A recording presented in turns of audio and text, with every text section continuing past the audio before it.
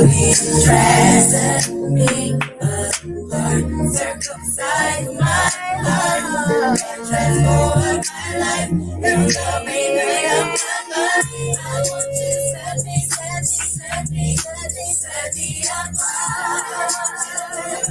Heal me, so many things that's hard within me, guide my heart, and lead me to the spirit and truth. Spirit and truth. Hey.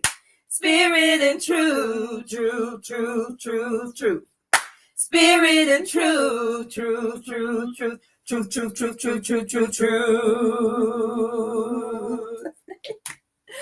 Shalom, shalom. And welcome to Keeper of My Sis. I am Prophetess Yahca'Anna. And I'm Yasatari. And we welcome you in on this beautiful Truth-Filled Tuesday. We're over here, baby. You're going to get the truth. And nothing but the truth. So help us YAHUAH. All praises, all praises. We are so glad to be with you on today, for this is the day. Ooh, that YAHUAH, sure YAHUAH has made. Oh, we're going to rejoice. And be glad. And we're going to taste. And see. That YAHUAH is good. Yes, he is good, and his mercy is good, and his goodness is good, and his kindness is good, and his joy is good, and his love is good, and his mercy is good, and his tenderness is good, and his vengeance is good, and his redemption is good, his deliverance is good, his salvation is good, his manifestations is good. Woo! It's all good. Good. His glory is good. His justice is good. Yes, it is. It's all good. Good. So we are excited to be with you on this beautiful Tuesday. Come on in with us, and we are going to have a great time today. What are we doing? Oh, we are going to read this awesome book called Black AF History. The Un-Whitewashed Story of America. So maybe we'll get some truth. I ain't read it. Right. I purchased it because I've been hearing some good things about it.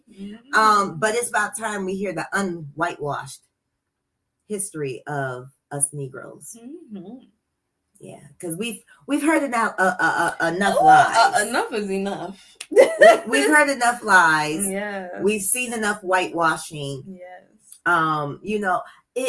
What's been being brought to my attention by the Most High are the sculptures of the like pharaohs with the pyramids and all that stuff. And it was really disturbing. This is how far these other heathen nations will go, especially the white European people.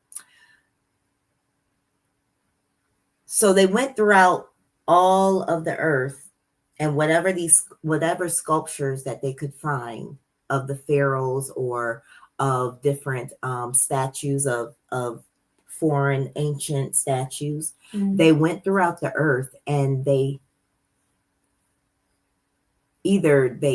cut off the noses, chipped off the noses, and even some they did the lips. They chipped off the noses and the lips. And this is how disgusting they are. If you go over into Greece, or Rome or whatever, where they have their little wicked ass sculptures of the white people, like the Vatican. Not the Vatican, but they're Greek gods. They always have those ugly statues of Gothic Greek stuff. Mythology, yeah. So if you go over there, none of their statues, none of the noses are cut off, none of the lips are cut off, right? But all of our statues, the noses and the lips are cut off. And they had the audacity to say that just happened, like just from weather or this natural cause. Bull crap. The type of materials those ancient pharaoh faces and things, sculptures were made out of, those things don't wear away. Right. That's why the rest of the face is still Intact, and you can see it perfectly good. These demons, these heathen nations went throughout the whole earth, chiseling off the nose and the lips to try to cause confusion. Mm-hmm. And that way they can put their whitewashing history on these pharaohs and try to act like they were white people. Mm-hmm. Because the nose and the hair and the lips tell us who these people really are. They were Black people. Mm-hmm. But this is the lengths that these people go to try to destroy our history. Mm-hmm.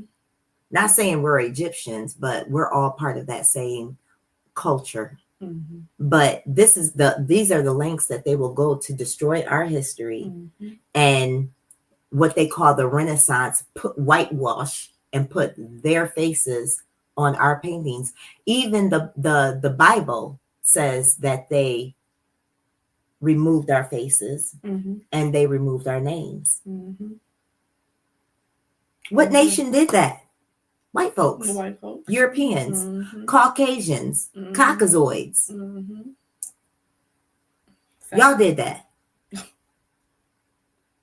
Yes, they did. And then all the movies that you make. See, this is why y'all run around talking about color don't matter. Mm-hmm. You're such demonic liars. Because the color does matter. Because if it didn't matter, you would have left the color alone. You would have left the color of the biblical people alone, which were Black folks. You would have left the color of the Egyptians alone, which were Black folks. You would have left the colors of the Israelites, the original Jews. You would have left that alone. They were Black folk, Negro folks. But you went throughout the whole earth. Yes. Trying to conquer and say you were these pharaohs and kings and queens, and you weren't. Even in England and Scotland, you guys weren't the original rulers. But why are you guys the ones with the paintings and it's depicted as if you guys were the original rulers of Scotland and England? Mm-hmm. But you weren't. You weren't. It was Black people. Mm-hmm. You guys were somewhere. Matter of fact, most of the time you weren't even in existence. You guys are about 5,000 years old. You weren't even in existence. Come on, sis. You weren't even in existence. So these are the lies that our children have inherited. We inherited these lies. Mm-hmm. Our parents inherited these lies. Mm-hmm. Our children inherit these lies. Our children don't even understand how great their history is, how thick and rich their history is, because it's been whitewashed by the white man. Ooh. And you know, y'all get mad when we bring this truth out. Oh, you're so hateful. We're not hateful. You're the hateful ones. You're the ones that stole our culture, stole our history, lied, whitewashed everything, went throughout the earth genociding, went throughout the earth colonizing with your religion, with your governmental system, giving us your God to worship. Mm-hmm. Yeah, I'm talking about you Christians, because you're the religion that has gone throughout the whole earth and colonized. Mm-hmm. And it makes me sick to my stomach when I see my people that we're still in this delusion after all these years. We are still under that trance of Christianity. Mm-hmm. This is the religion that put us in bondage. Mm-hmm. They killed your great-great-grandparents, murdered them, made them conform to worshiping their God. Mm-hmm.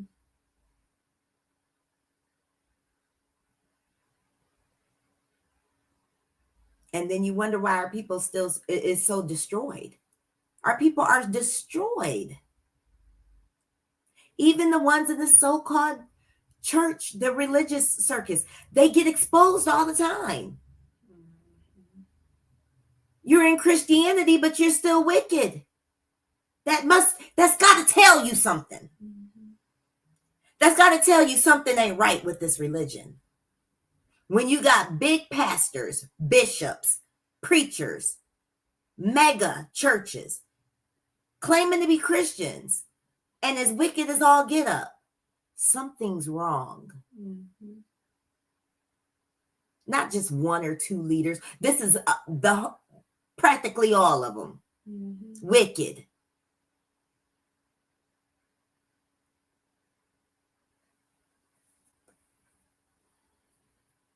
Because Christianity is not of the Creator. It's not of the Father. Mm-mm. And you're worshiping Baal. You call on Baal every day. You call him Lord. It's Lord. Look up what the meaning of Lord means. It means Baal. B-A-A-L. So that's what you're calling on. You're calling on Jesus. You're calling on Zeus. You're calling on Lucifer. Woo. Mm-hmm. But this is what we've been given. But you know what? There's no excuse anymore. It's on this social media platform stuff. There's too much information out there letting all of us know, us brothers and sisters know, that Christianity is wicked. Mm-hmm. That Christianity is the white man heathen's God. Mm-hmm. And it has you under a spell. And it don't matter if you switch his name to Yahushua. It don't matter if you call him, say he's black or not. You still under that spell because you're believing the same mythological story. Mm-hmm. Untruths. And you're in idol worship. That's the most important thing, sis. Yeah. You're worshiping an idol. Which is abomination. And Isaiah 45:20 does not save. No, he does not save. Gather yourselves together. Mm-hmm. Those that have escaped from the nations. Gather yourselves together. What's those that have escaped from the nations? They know nothing. They have no knowledge. They have no knowledge. Those who do what, sis? Lift up the wood. Lift up the wood and the graven image that has no. That does not save. That does not save. has no power. Woo! Yeah. And doesn't. But y'all don't want to hear that. No, because they want to cling to their idol like they little teddy bear. Girl, I seen this video, and we not a part of no camps and nothing like that. But I seen this video. It was IUIC, and they were in their purple. The men were in their purple, and it was hundreds of them. I mean, and they were marching past some mega church, and all you seen was black women, majority of them. And I'm gonna say this because it means something. Majority of them black women. Matter of fact, I didn't see no men. It was all women. About 90% of them was overweight and fat, screaming, Jesus, Jesus, we love Jesus, Jesus. And it was the most disturbing thing I ever seen in my life. Oh my goodness. It was disturbing. Yeah. It was sickening. Yeah. It is. Now but sis, this is the sad thing about it. You see all these black men, and your single big ass is up there screaming, I love Jesus. Do that make sense?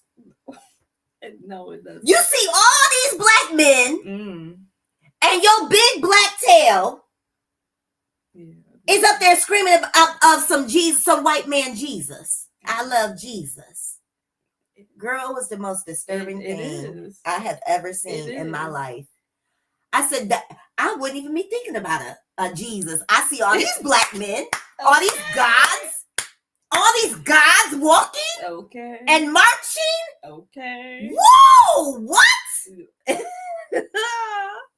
That part. Jesus who? Okay. Jesus where? I don't know what y'all talking about, but I'm about to go down here with the brothers. Right. I'm about to go down here with the gods. It is. Like, especially The hell is wrong with us? It's disturbing. Disgusting. Like you said, especially with all the information that's out there now. Mm-hmm. It's not like you can't pretend to be ignorant anymore. Like, so you're purposely choosing to go with a lie. You're purposely choosing to go with deception. You're purposely choosing to go with oppression. You're purposely choosing this. It's right there. We've given you the scriptures. We've brought out the topics over and over, and you can read it for yourself. You can study for yourself. That same Bible that you pick up every Sunday, supposedly, right? It tells you what you are lifting up an image of wood that does not save you. And it didn't say cross or tree, because the Most High already knew that y'all was gonna be lifting them both up, whether it be on a tree or whether it be on a cross. So that's why he said the image on what? Wood. Made it plain. That's the only image throughout the whole earth, is this white man hanging on wood. Or now y'all got him as a black man. Those that have come into the Hebrew Israelite movement. But either one, it's an image hanging on wood. And that's idolatry. Yes. Yeah. I don't know why y'all can't see it. I don't know why. They don't want to. They don't want to. But it's okay. Because those that have an ear, they're going to hear Daddy's voice. He said, my sheep hear my voice, and another they will not follow. And the rest of y'all just going to have to deal with the consequences. But it was really disturbing seeing all them black women screaming Jesus, and you got hundreds of black. What a phenomenon. I ain't never seen nothing like that. I hope I do see that one day. Matter of fact, we will. Yes. But you got hundreds of black men walking and marching on one accord. Yes. And I'm not saying I believe that I believe everything IUIC say, but them is my brothers. Right. Some of them is living righteous. They doing the best they can. I love my people. Yeah. And even y'all that's stuck in Christianity, I love y'all. That's why we bring this word out. So y'all can get unstuck and come out of her. Who is her? Religion. Yes. Come out of her and be separate. I love my people. And when we come together, I love when we come together. But there is this thing called idolatry that our people is under this spell. And the idol is this so-called Jesus / Yahushua. Yeah, I know. It's tight, but it's right. I know. It tripped us out too. Yes. Believe me. No, yes. It tripped us out too. But you can't deny that our people are idol worshipers. You worship a cross. You worship that man named Jesus. You worship that man hanging on a tree called Yahushua. And he is not to be worshipped. Some of y'all call him God. Woo. Whoa. Woe be unto you. And the warning is right there in the Bible too. It is. Because everything over and over again, that's what got us in trouble. Idol worship. Idol worship. Wanting to be like the heathens, wanting to do what the heathens wanted to do, wanting to serve the heathens' gods. Yep. And trying to serve our Yahuwah the way they serve their gods. Which he said, don't do that. That's abomination to me. He doesn't want to be worshipped the way they worship their God. I wouldn't either. Hell no. That's disgusting. Yeah, exactly. And I see where it is abomination. That's disgusting. Yes. The Most High is not pleased. But I'm telling you, the Most High do see the righteous ones. The ones that's coming back to him and putting down the idol. Jesus Christ, putting down the idol Yahushua, putting down the idol cross, putting down that idol tree. Yes. Yeah, he see the righteous ones coming back to him in pureness, purity. Yes. He does. And this is a mass awakening. This thing is, we've never seen anything like this. No. I can't believe we're partakers of this mass awakening to come out of idolatry. Yes, it's a baruching.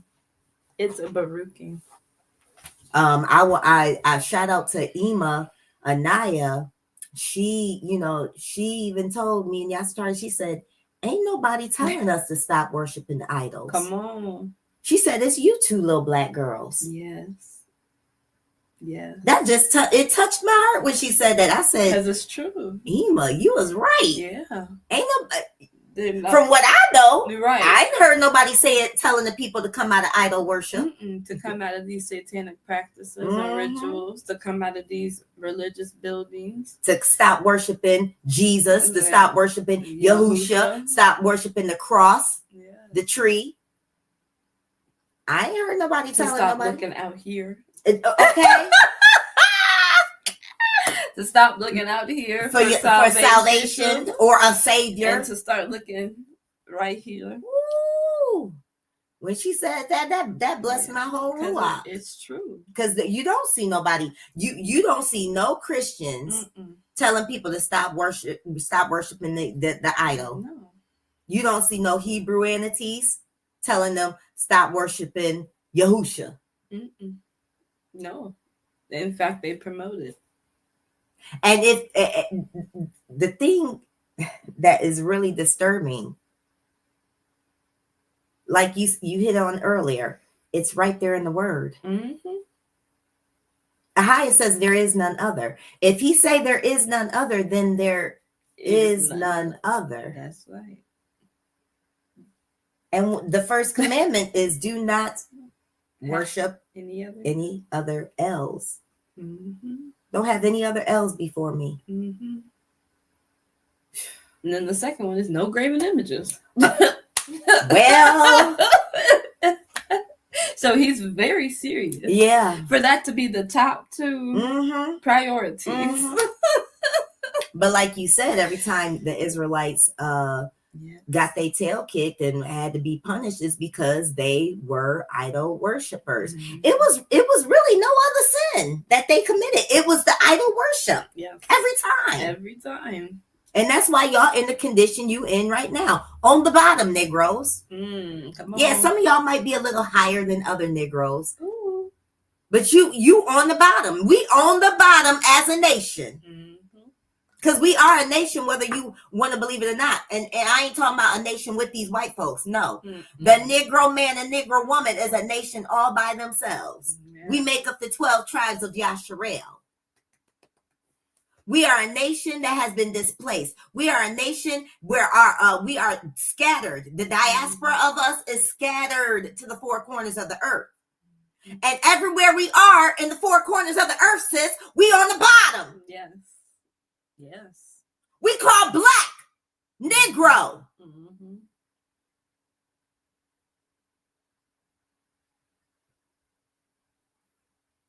Like you said before, they tried to convince us we weren't even human. 3/5 of a human. That's what they try to tell us. They tried to treat us like cattle and property. So every other people on this earth, including Africans, because Africans are not us. Every other people on this earth, including the African nations, have a nation, sis. Yes, they do. The Africans, they are Hamites. The white folks come from Japheth, and some of them do come from Shem too. Because Esau come from Shem.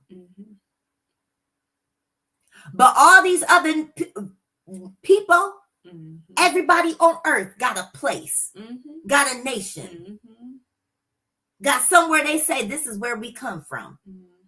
Even the Caucasoids, they made up the places that they come from because they come from the Caucasus Mountains, but they went and conquered and claimed these lands and said this is where we come from. Because y'all not British. That ain't your land. Y'all not English. That ain't your land. Y'all not Spaniards. That ain't your land. Y'all not Australians. That ain't your land. But you went there and conquered it. And you conquered it from Negroes. Woo! Yes. And displaced us.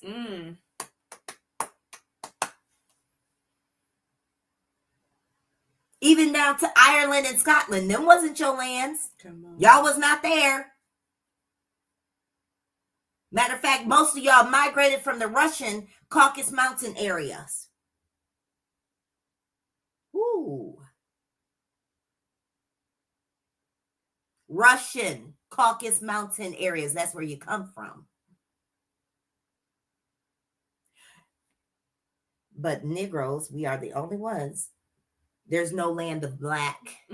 There's no land of colored. There's no land of African American. There's no land of Negro. There's no land for the Negro man and woman. And like you said, they made up where they came from. They made up where they came from. This earth is ours. Come on. This land is ours. Because even when you go into the Asian lands like China and Japan and Taiwan and Korea, guess what? We there. And we are hidden and we are displaced. And that those lands were originally ours too. It was made for our sakes. The original man. Yes. The first creation man. Divine beings, yes. That part. The rest of y'all are hybrids. It is what it is. The rest of you guys are hybrids. You're second creation beings. Yep, you come from Adam. That's where you come from. You're right. That's where you come from. But we're the gods of this earth, the gods and the goddesses. And we come from the Most High, created in his image after his likeness. Y'all come from second creation. Hasatan, you come from dirt. And your women were cloned out of the man, supposedly.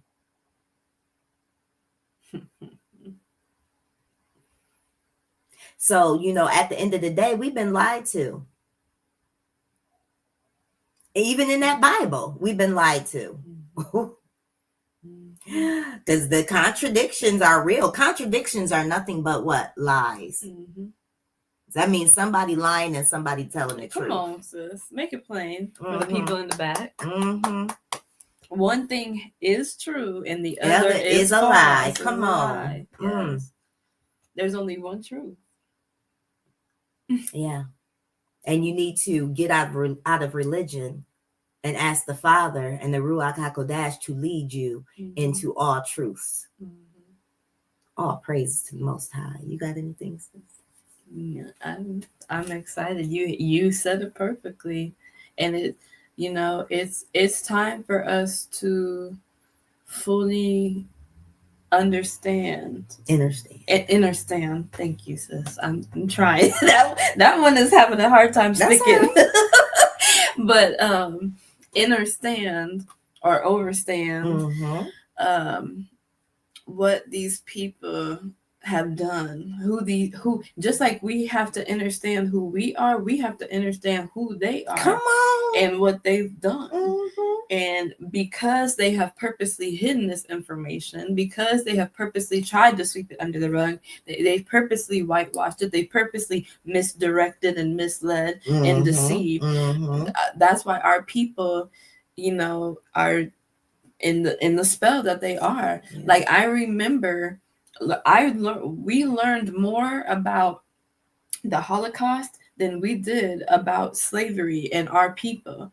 And it put me in a state of mind where I felt bad for what they had supposedly gone through, because we know the truth. We know the truth now of why that even happened, and whatever. And it's not even all what they said it was. Absolutely not. But you know, like that's the psychological warfare that they have done to us. Yes. That they made us feel sorry for what they did. They tried to make us feel sorry for what they did to their own people. Yep. For their benefit, to destroy us. Yep.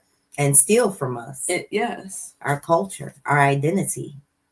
And it makes me mad too, sis, because people want to try to act like this stuff is still not happening, and it is. They try to trivialize it. Yes. The trauma that Negroes, men and women, they try to trivialize it. But I promise you, sis, the Most High, come on, the Most High is going to glorify His people. Yes. We're going to be glorified. Yes. And we are gonna get our vengeance. Yes. And the Most High is going to make sure it's already established. And that's why the world is going in the direction it's going in with the AI, with the presidency, with all that's going on in the world.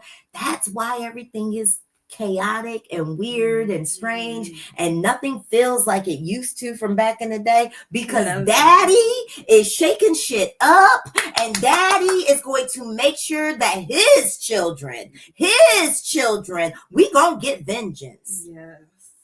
Yes. He says, vengeance is mine. Yes. He gonna get vengeance. You know, and I'm gonna tell you, the Creator, He's pissed. Mm-hmm. You see how we feel angry? Yes. Yes. Yes. Oh, His is on the whole. Yes. Man. Yes. Y'all white people really think y'all about to get away with stuff. You're not going to. Not. And I got white people in my family that I love and I appreciate. And I hope they love me too. But shit, at the end of the day, I'm going to tell you like this. Mm-hmm. Come on, bring it out, sis. I almost cuss.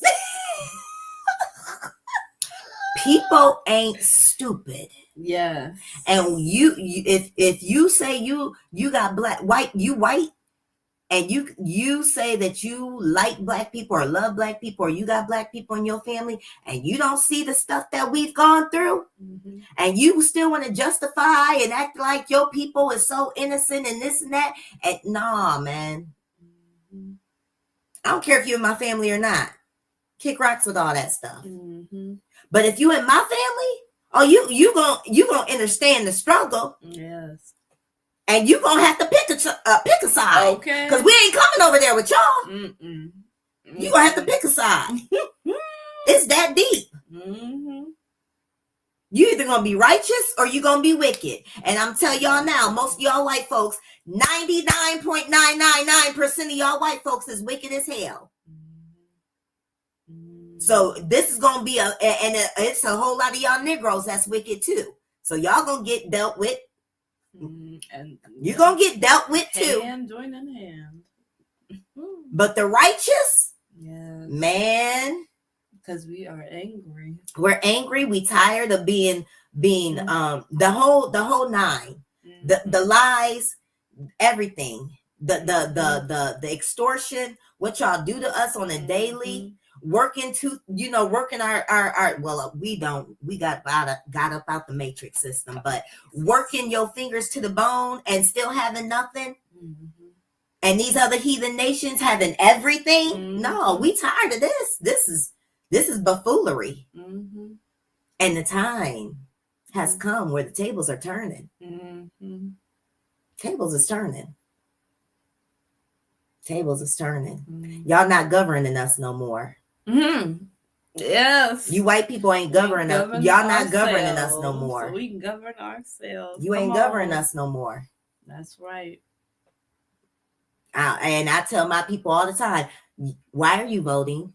Yes. Why are you entangling yourself in their foolishness? Why? None of it has ever benefited us. Ever. From the time we got the right to vote. None of it ever benefited us. They strategically did things to make sure they split our families up through voting legislations, bringing in welfare systems and all that stuff. That stuff was used to split our families. And until this day, it's still used not to benefit the Negro man and the Negro woman. So come out the delusion. Oh, we go out and vote. Hell, I got somebody in my family that's running for something, and I ain't voting for that. I don't do that. I wised up way back in 2019. I don't do that ish no more. That ain't got nothing to do with me or my people. Come on. Staying out of it. Absolutely, girl. And that's what Daddy told us to do. He said, separate yourself. Yes. That's right. Be not partakers in what the heathens do, their customs and traditions. He said, don't even be a part of their governmental system. Come on, sis. And anybody who is leading you to try to get you to participate in the things that the heathens is doing, they're leading you astray. They don't care about you. No, they don't. They're deceiving you. Or they're the blind leading the blind. Yes. Hell, I want somebody that see, honey. Yes. We follow on somebody that see. That's right. Facts. In the spirit and in the natural. Come on. Y'all niggas is ignorant as hell. Y'all really think these elections and stuff got something to do with you? Or you just want to be part of something. That's what it is. Go vote. I go vote. Girl, I cringe. I cringe when I see old posts like that. Like, I voted with my little I voted sticker and pray for our country and damn this country. I was deceived. And I'm talking about the country. I ain't talking about the land that Father created. I'm not talking about the beautiful trees and the animals. I'm talking about this governmental system. Damn America. That's right. That's right. And fire's coming to not just America, but to all these demonic governmental systems. Come on. The whole United Nations. That we're not even a part of. Exactly. That have made a tumult against us. Ooh. To try to wipe our name out. But they're going to get their name wiped out, sis. See, it's they thought that they were going to do such a good job that we would not remember who we are. But this is the importance of having the Ruach HaKodesh. This is the importance of having a connection and a relationship with the Creator. He said, in the land of your captivity, I will start to awaken my people. Yes. So if a lot of y'all niggas not getting woke up, it is what it is, because 2/3 of y'all gonna perish anyway. But he said, my people, I will start to wake up in the land of their what? Captivity. Yeah, 2/3 of the people that should be saved by the Father, y'all gonna be. And you know why?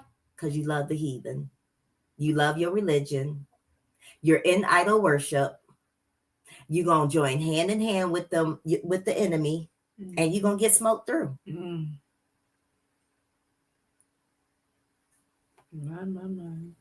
These other heathen nations, especially the white folks, they hate the Creator. They hate the Creator. There is no other gods. Everything else is falsehood. All these gods that Jesus, Yahushua, and all Buddha and Hare Krishna and all those things that y'all call on, all of that is false. There's nothing real or living or anything about that. But the Creator is hated by the heathen nations, especially the Caucasians, white folks. That's why they're always so busy trying to break the firmament. That's why they're lying to you guys about the men and women that's on the spacecrafts, because there are spacecrafts up there, the chariots. They're lying to you guys about that stuff.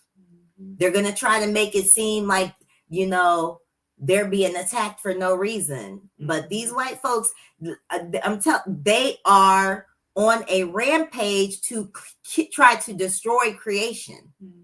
They are on a rampage trying to destroy humanity. You can't tell by the nasty food that they give you. You don't even get real fruits anymore in America. All the other countries come over here and they're like, y'all food is disgusting. We don't get real fruits over here. We don't get fruits with seeds barely over here.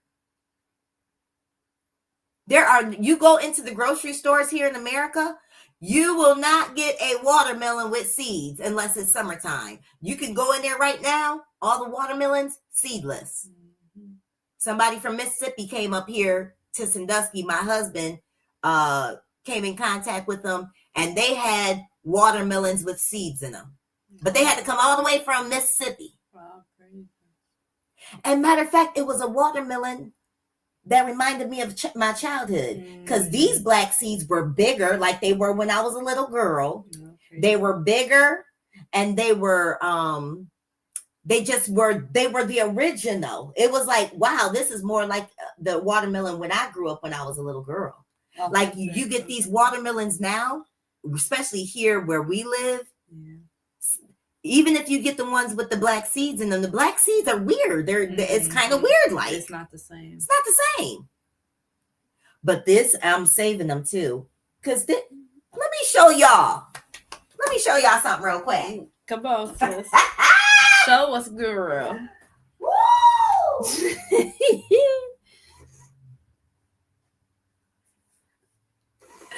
Oh, praises. So I'm saving them seeds that I got from the water. I grew me some watermelons. Those are so cute. Look at it. I grew me some watermelons, y'all. So me and my husband know now that we're able to grow our own watermelon. Look at that. The squirrel's been eating them. There was more than this, but the squirrel's been eating them. So look at this, y'all. This is amazing. I know. I grew me some watermelon, so I'm keeping them seeds from this watermelon I got the other day. Ain't that cute? It's beautiful. It's beautiful. That's amazing, and it looks so good. It does look good. And so I'm excited. I'm so excited. But watermelon. But the thing is, y'all, we don't get the fruits. No. Like the other nations get. We get crap food. Mm-hmm. We don't get fruits with seeds in them. Yeah. And everything's contaminated. Yeah. Now, even the water, I just seen this video this man was doing. He was in the grocery store. And y'all know when y'all in the produce section where the vegetables and stuff is, and they spray that so-called water, it's supposed to be, we thought it was supposed to be water. Nobody ever tells us what it is. These demons is real, y'all. These people really want to kill us. And he looks up where the stuff is being sprayed from. There's a bottle up there, and it says warning. Wow. This stuff, if ingested, is toxic. And they're spraying it on the vegetables. Make this shit make sense, y'all. On top of what they already sprayed on the vegetable, the pesticides, and whatever else they put injecting into the vegetables. This is crazy. This is crazy. That's why your protection ain't gonna come from nobody but the Creator.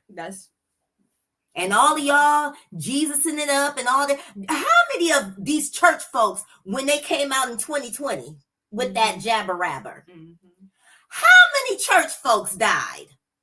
A lot. But I thought they was calling on Jesus to save them. They was. Well, why didn't Jesus save them? Because he does not save. Because he does not save. Why y'all still calling on Jesus? Please tell me. He ain't came in 400 years. Okay. He ain't came in 400 years. Why you still calling on Jesus? Why you still calling on Yahushua? He ain't came. And is not going to. And when you think about it, if there was ever a area in your life that you got healed or something beautiful happened, it wasn't because Jesus did it. Come on. Ain't that something? You won't give credit where credit is due, though. You won't give credit where credit is really due.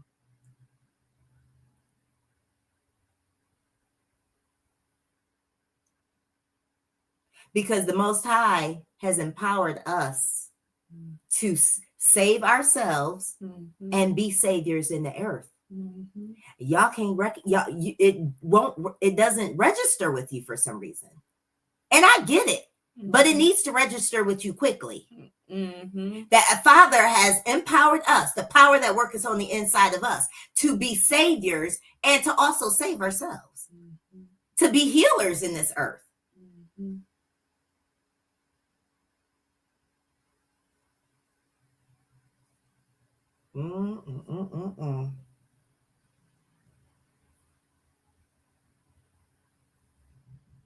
I know.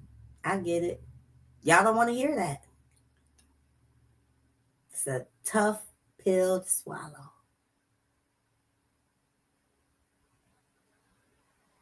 Tough pill to swallow.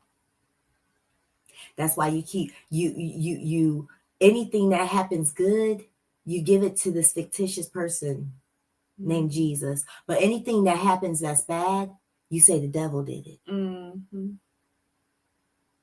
Isn't that a little insane? I think that's insane. It is. It is. And we were caught up in that insanity. Because that's what we were taught.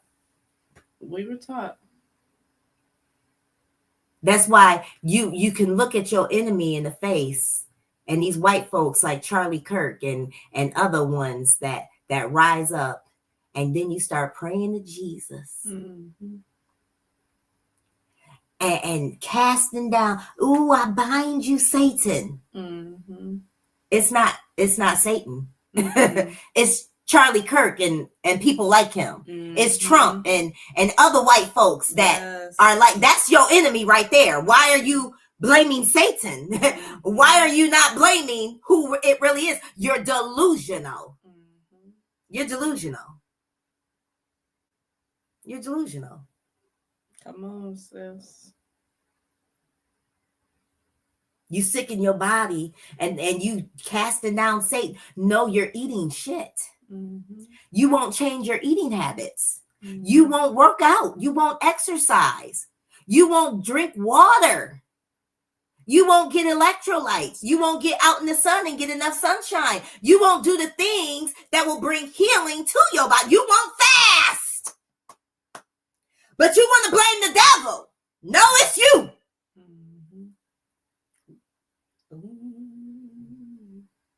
We got to get out of la la land, y'all. Come on. Got to get out of la la land.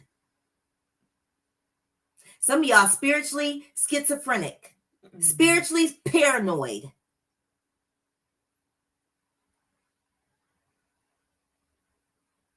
No. You change your life. The Father has given you power to change your life and make your life better. It's in your hands. Jesus, they ain't got nothing to do with it. Yahushua, Jesus, the cross, Lord, whoever, Satan, he ain't even got nothing to do with it. It's in your hands to change your life. That's right. Stop being stupid. Stop being ignorant. Real talk. Well, Satan just... What are you doing? You have to be proactive about your life. Come on. You got to be proactive about your life. You got to be proactive about your health. You got to be proactive about your finances. You got to be proactive about your gifts, your callings. You got to be proactive about governing yourself. Governing yourself. Self-governed. Get out of slavery, y'all. I'm freeing you right now. I'm freeing you.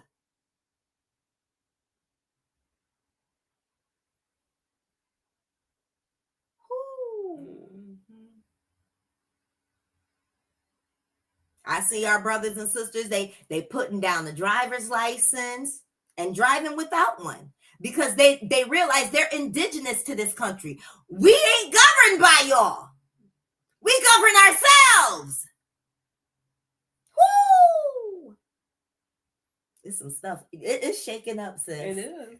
It is. It's shaking up, girl. While you was talking, it's like we were taught to give our power away. Mhm. That's why our people have a hard time realizing their power and using it, because they're continuing to give it away. Yep. Like, no, it's our power. Yep. But you give it to the government, you give it to the doctors, you give it to the scientists, you give it to the religion, you give it to the educational system. The education, yeah, you give it away to the judicial system, yeah. Instead of taking it back and saying, I govern I'm gonna govern myself. Ooh, some of y'all so in a trance in this religious stuff. Mm-hmm. I'm talking Hebrewanity, I'm talking Christianity, I'm talking whatever religion you caught up in. You are so in a trance. You are so in a trance. Mm-hmm. It's disgusting. But we was there too. Yes, we was. We was there. We came out. Honey, we all the way out. Yes. We all the way out. All the way out. Ain't never going back. I won't go back. Can't go back to the way it used to be before your presence came and changed me. His presence is right here. That's what changed us. That's what changed. Woo! The reactivation of our power. Yes. The reclaiming of our power. Yes. And our identity. Yes. Yes. Going back to the way the things were supposed to be. Yes. When YAHUAH said, take dominion and subdue and be fruitful and multiply. My. All right. I'm Oh, praise. I guess, look, we can stop right now. Oh, praise. Trying to free y'all. Yeah. Come out of this crap. Yes. There's nothing there. There's nothing there. Y'all is really giving y'all money over to these religious organizations. Y'all are enslaved. Fake smiling, faking like you happy, man. That ish is dumb. Knowing you miserable. That ish is dumb. That's stupid. That is stupid. And I love my people, but we stupid. Yeah. You is worshiping the heathens. God, I don't care if the church you go to is black. You're worshiping the heathens' God. We were not supposed to be up in no buildings and stuff. None of that. We weren't. All of that ritualistic shit, that is not of the Most High. That is not of the Creator. He don't have nothing to do with none of that. None of it. Nope. All praise. We're supposed to be creating, ruling, subduing, governing ourselves. Yes. That's it. Yes. That's it. A nation. He ain't say nothing about religion. No. A nation. And even the religious stuff in that so-called Bible, that ain't of the Most High. I know y'all don't want to hear that. Y'all don't want to hear that, but all that, yeah. I felt that. They was like, cheeks just clenched up. All that religious crap in that Bible is not of the Most High. Our people wanting to be like the heathens. from the Levitical priesthood Come on. to the building of the temples and all of that stuff. That ain't got nothing to do with the Creator. To the sacrificing, to the feast days, none of that. Even into your New Testament. Colossians, Galatians, Ephesians, Thessalonians, Corinthians, all of those churches, that ain't got nothing to do with the Most High. And what did YAHUAH say about that? I despise your feast days and your Sabbaths and your new moons. It's unbearable to me. That's what he said. I cover my eyes and my ears. That's what he said. They celebrating a feast right now. I think it's Tabernacles or something. Yeah. He said he despises your feast days. Yeah. Ooh. Yep. P.U. And y'all know he ain't got nothing to do with the Christian Sunday religions. And y'all worship pagans anyway. You Christians, y'all worship pagan holidays, just like your heathen oppressor. My goodness. But think about this. If you was to get free today, Father, free somebody. Yes. Think about this. You would no longer be under the stress of trying to finance a feast day. Come on. You would no longer be under the stress of trying to finance a pagan holiday. You coming up on what? Two major ones. Thanksgiving and Xmas. Back to back. And y'all always stressing about trying to finance these pagan holidays that have nothing to do with the Most High anyways. They're disgusting, abominable holidays. And these holidays all have a backdrop story of the killings and the murder and the innocent bloodshedding that YAHUAH despises. But y'all still partake in it. That Thanksgiving Day, they didn't kill the fake Indians that call themselves Indians, the ones that's on reservations. Those Eskimos, Siberian people, them is not the real Indians. The real Indians look like me. The real Indians are the Negro man and the Negro woman. We the real Indians, the indigenous people of America. And Thanksgiving was about us. They killed our people, slaughtered our people, brought smallpox to our people, gentrified our people, genocided our people, went to war with our people, the Negro man and the Negro woman, not them fake ass Eskimo Siberian looking people. Come on. Yeah. We talking about the un-whitewashing already. We talking about the un-whitewashing already. That's right. 2 times they stole our identity. Yes. And all these nations helped to conspire to do so.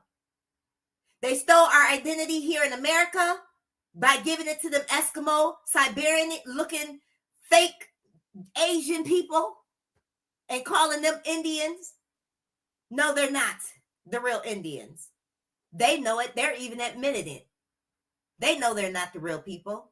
And they stole our identity, giving it to them fake Jewish people. They're not the real Jews. The Negro man and the Negro woman is. Tribe Judah. But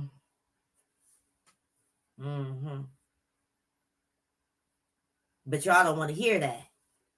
A lot of you black churches, y'all still, we support Israel.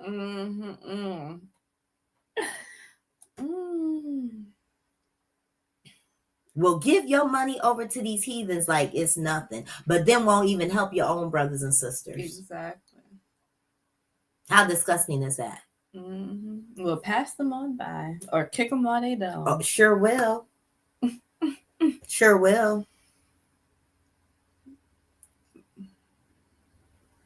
And because that's what Pastor told you to do, that we support in Israel or whoever said, because that's what the masses is doing. That's what you want to do. And Sister Rita, that's been at the church for 20 years, she need help because her roof then caved in and y'all won't even help her. Gonna tell her, you ain't got no insurance. We'll pray for you. We pray for you. God doesn't give you more than you can handle. The tests and trials and tribulations come. Come on. And she been tithing. Come on. Offering and giving her time. All right, sis. Ooh, you got anything else? No, but I'm excited. Well, good day. Go and turn the radio back on. Okay. Because it's time to praise and worship. Praise and worship. Praise and worship. Praise, praise, praise, praise, praise and worship. Did you want to read that stuff about Asata first or no? Oh, Sata Shakur. Yeah. Or do you want to? Doesn't matter. We'll do it. Let's do our fun fruit-filled fact real quick. Okay.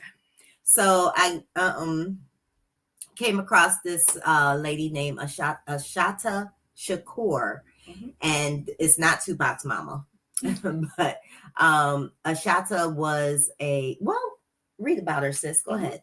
She was born Joanne Deborah Byron in 1947, and she later adopted the name Asata Alugaba Shakur, which means she who struggles and love for the people. She became politically active in the 1960s, joining the Black Panther Party and the Black Liberation Army. She was involved in anti-Vietnam War protests and student rights movements, advocating for revolutionary changes to end systematic racism, capitalist exploitation, and political repression. She sounds like a firecracker. Let's see.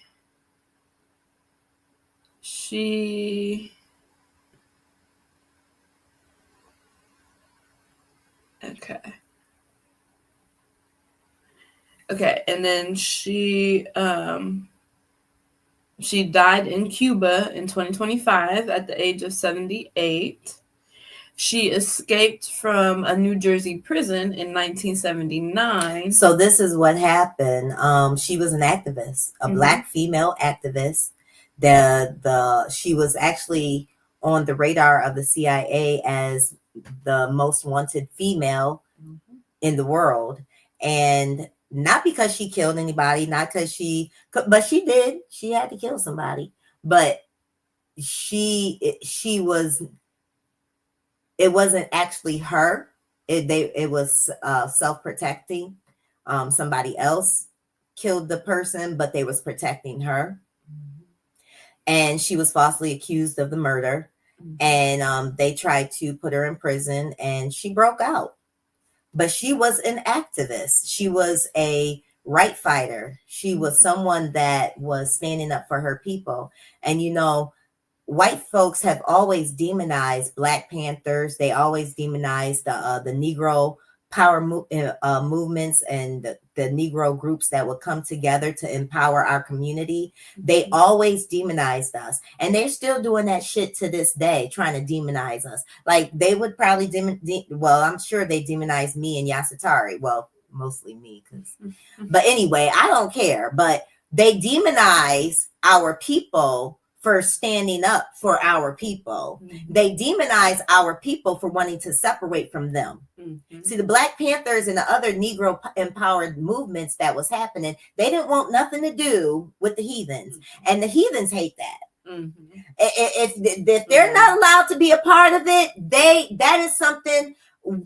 Matter of fact, they try to make us terrorists when we don't allow them to be a part. That's why the NAACP ain't no threat to them, because the hunkies is a part of the NAACP. The white folks is a part of the NAACP. So that's not a threat to them. Right. So all these little wigger wannabe Black little groups, they ain't no threats. But the ones that say, we don't want you in our business, you're not going to be a part of our stuff, we don't want nothing, just stay the hell away from us, like the Black Panthers and some other powerful Black empowerment movements, they became so-called terrorists on the radar of the CIA and stuff, right?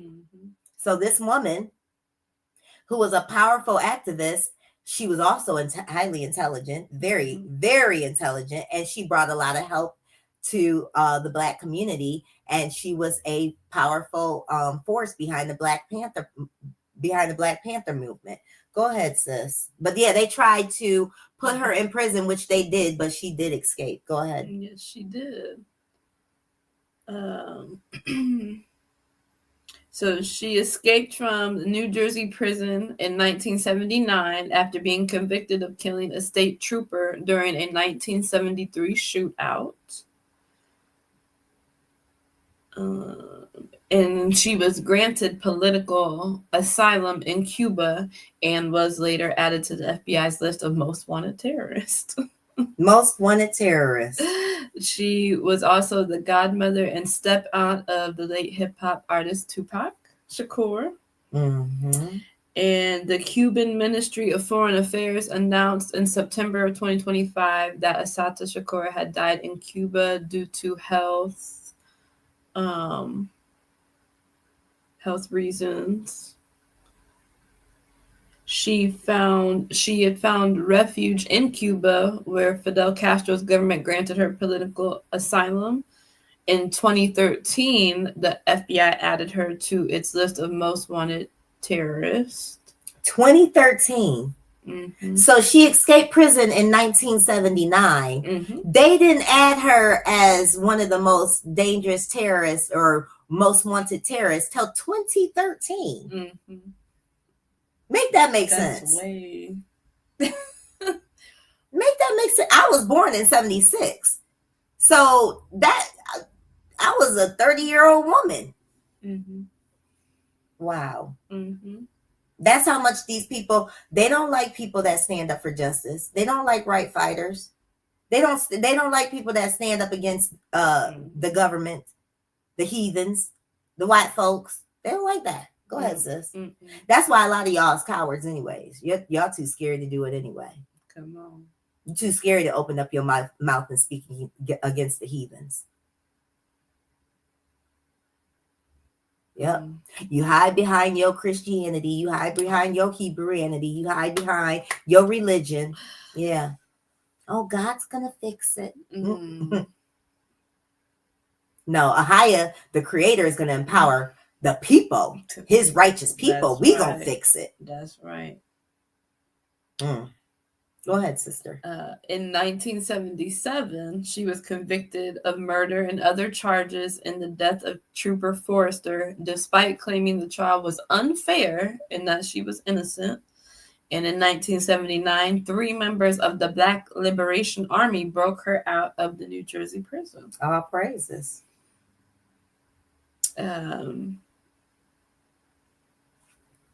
Yeah, so that shooting took place in May of 1973 on the New Jersey Turnpike, where Werner Forrester was the trooper that was killed and another trooper was wounded.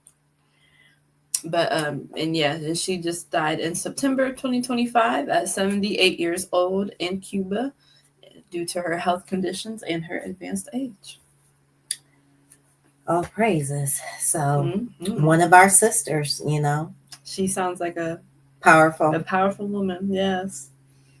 Yes. Would have loved to meet her. Yes. Them is the type of women I want to be surrounded by. Yes. You know what I'm saying? Yes. I don't want these religious church. Nah, give me the activists that are gonna do. Yes. I don't want to. Oh, Jesus, no. Jesus is it. Nah, I don't.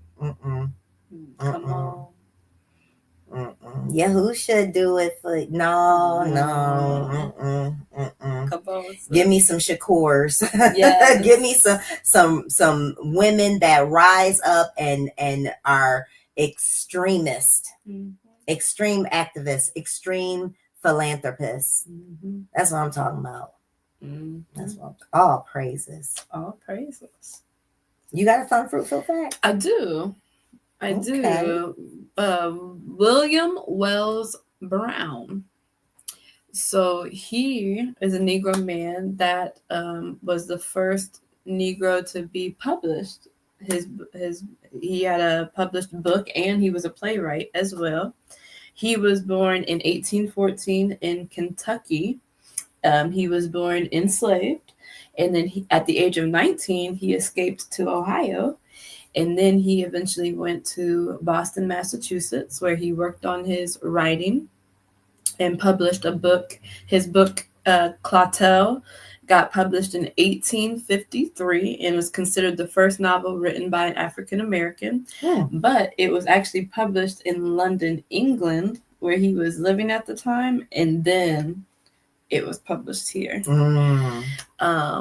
And he was actually in England because there was something going on where they were trying to re-enslave those of us that had been freed. Wow. And an English couple actually bought his freedom, so he was eventually able to come back to Boston. And he was a pioneer in travel writing, fiction, and drama. He also was a historian and wrote about the Civil War. And yeah, it was pretty awesome. And he died at the age of 70 on his birthday. Like, his birthday and his death day are both November the 6th, and he died at 70 years old. So, but yeah, he was the first published Negro author. All praises. So, I thought that was pretty cool. But published in England. Yeah, it was first published in England and then brought here. All praises. And he was also an abolitionist. So. Okay. Yeah. Well, we pray you guys enjoyed those fun, fruit-filled facts. Yes. All right. Now it's time for praise and Here we go.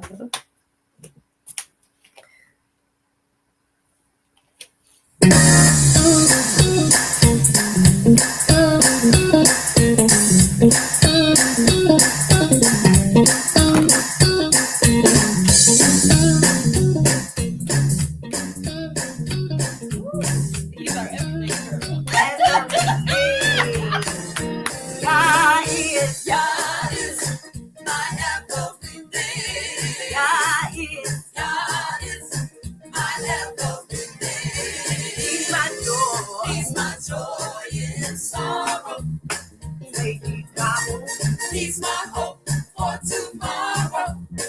Said he's my rock. He's my rock in the weary land. A shelter in the time of storm. Hey, God is my everything. Hey, God is my everything. God is my everything. He's my joy in sorrow. Oh, he's my hope. He's my hope for tomorrow. Yeah. He's my rock. He's my rock in the weary land. A shelter in the time of storm. Hey, God is my everything. One more time, y'all. Hey, God is my everything. Ooh, yeah, my everything. He's my joy in sorrow. He's my hope. He's my hope for tomorrow. Hey, he's my rock, yeah. In the weary land. A shelter in the time of storm. Hey, God is. Oh,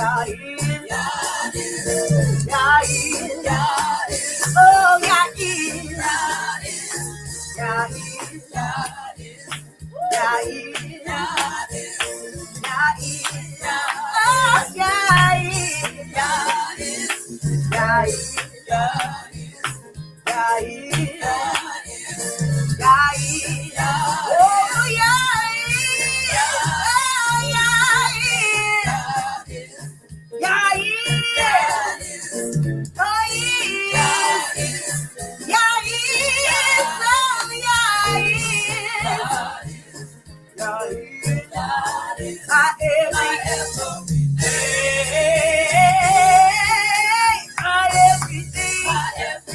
My everything.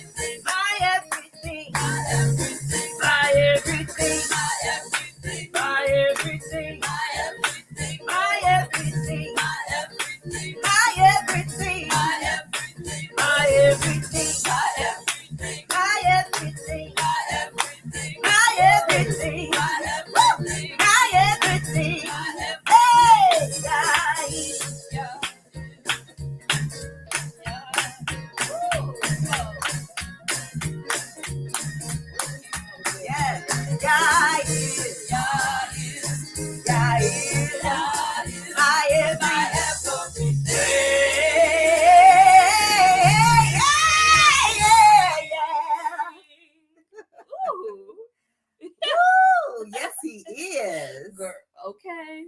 Come Yes, on. he is.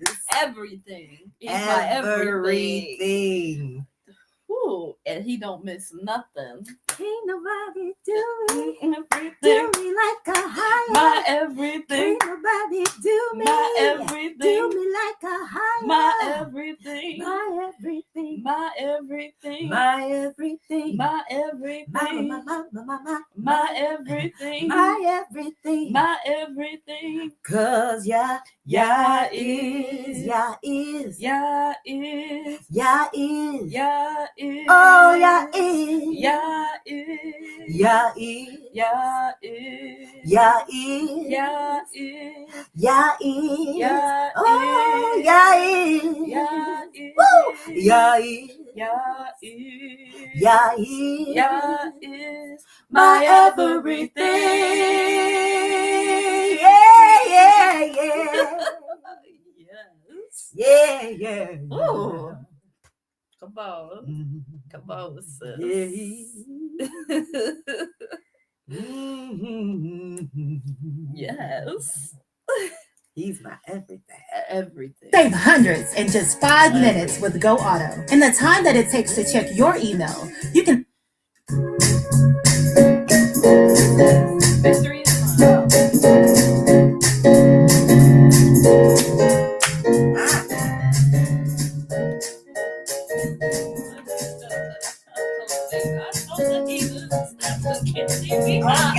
mine. Victory is mine. Victory is mine. Victory today is mine. I told the heathen to get thee behind. Victory today is mine. Victory is mine. Victory is mine. Victory today is mine. Who we tell? We told the heathens to get thee behind. Victory today is mine. Woo! Victory is mine. Victory is mine. Victory today is mine. Hey, I told Satan to get thee behind. Victory today is mine. Joy, joy, joy is mine. Joy is mine. Joy today is mine. I told Satan, get thee behind. Joy today is mine. Joy, joy, joy is mine. Joy is mine. Joy today is mine. I told Satan, get thee behind. Joy today is mine. Peace is mine. Peace is mine. Peace is mine. Peace today is mine. I told Satan, get thee behind.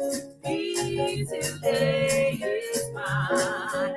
Peace is mine. Say peace is mine. Peace is mine. Peace today is mine. I told Satan, get thee behind. Peace today is mine. Love is mine. Love is mine. Love is mine. Love today is mine. I told Satan, get thee behind. Love today is mine. Love is mine. Say love is mine. Love is mine. Love today is mine. I told Satan, get thee behind. Love today is mine. Say victory. Victory is mine. Victory is mine. Victory today is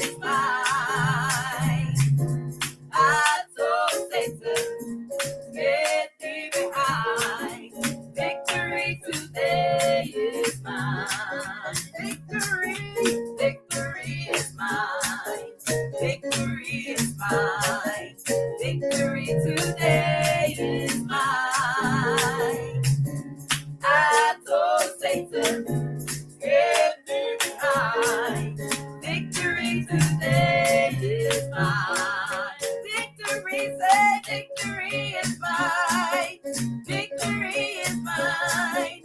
Victory today is mine.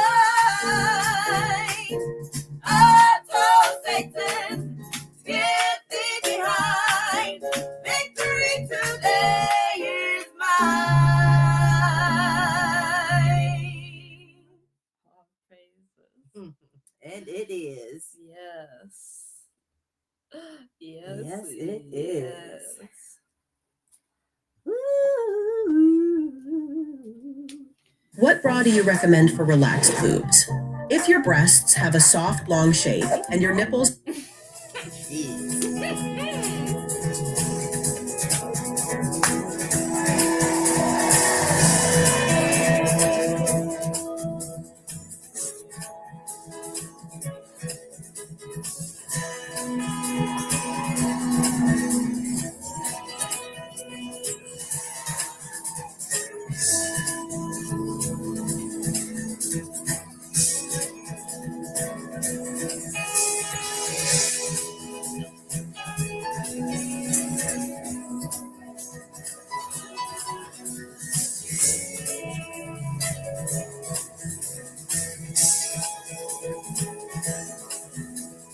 Who am I that you are mindful of me?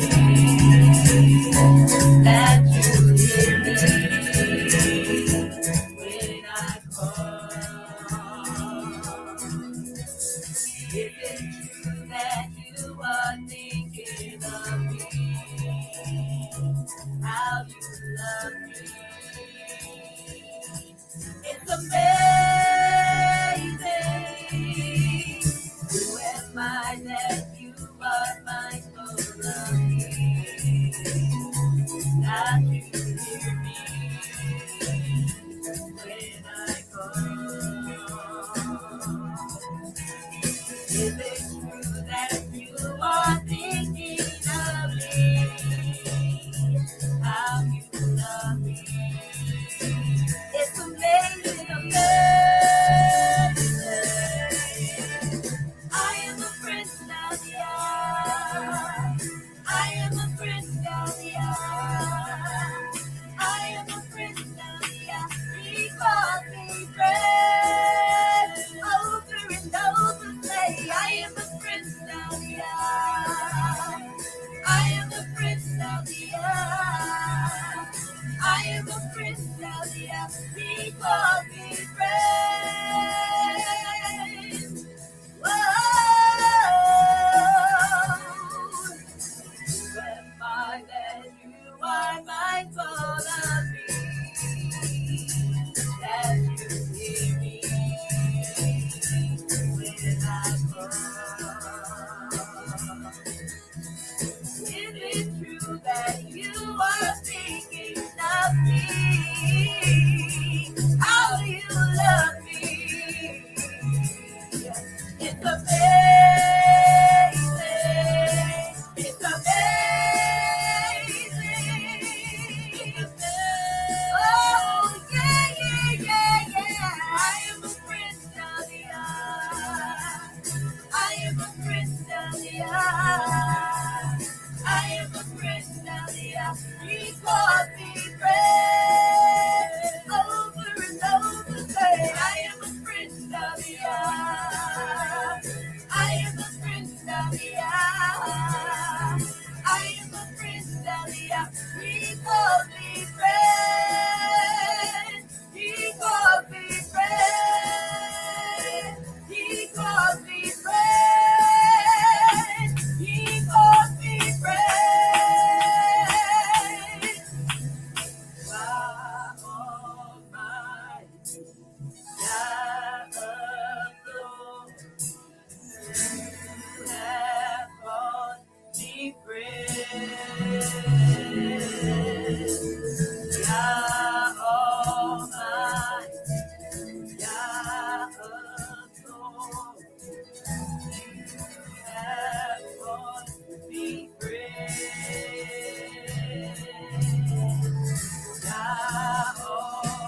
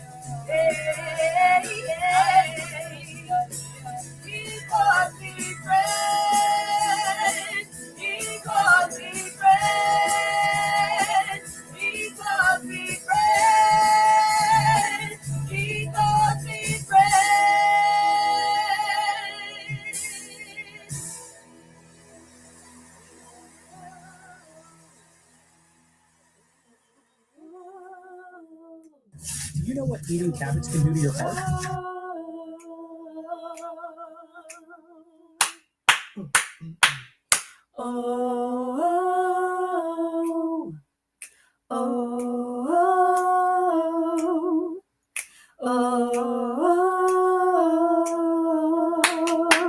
Everybody say you say oh, oh, oh, oh, oh.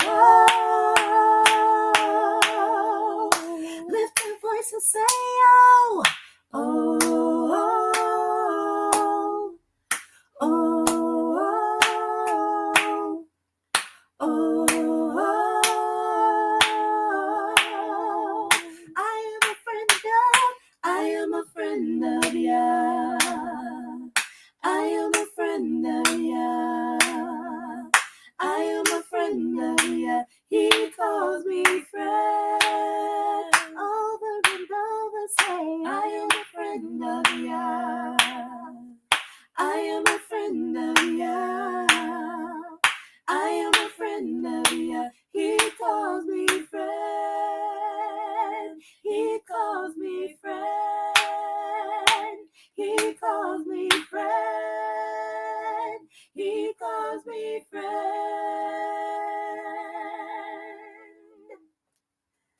All praises. Oh, praise.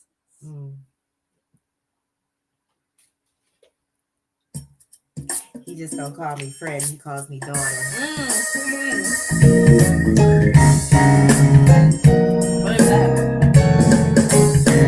I love to praise Him. I love to praise His name. I love to praise Him. I love to praise His name. I love to praise Him. I love to praise His name. Oh, I love to praise His holy name. I love to praise Him. I love to praise His name. I love to praise Him. I love to praise His name. I love to praise Him. I love to praise His name. Oh, I love to praise His holy name. 'Cause He will praise Him. I love to praise His name. I love to praise Him. I love to praise His I name. love to praise Him. I love to praise His name. Oh, I love to praise His holy name. 'Cause He's my rock, He's my rock, my rock, my sword, and shield.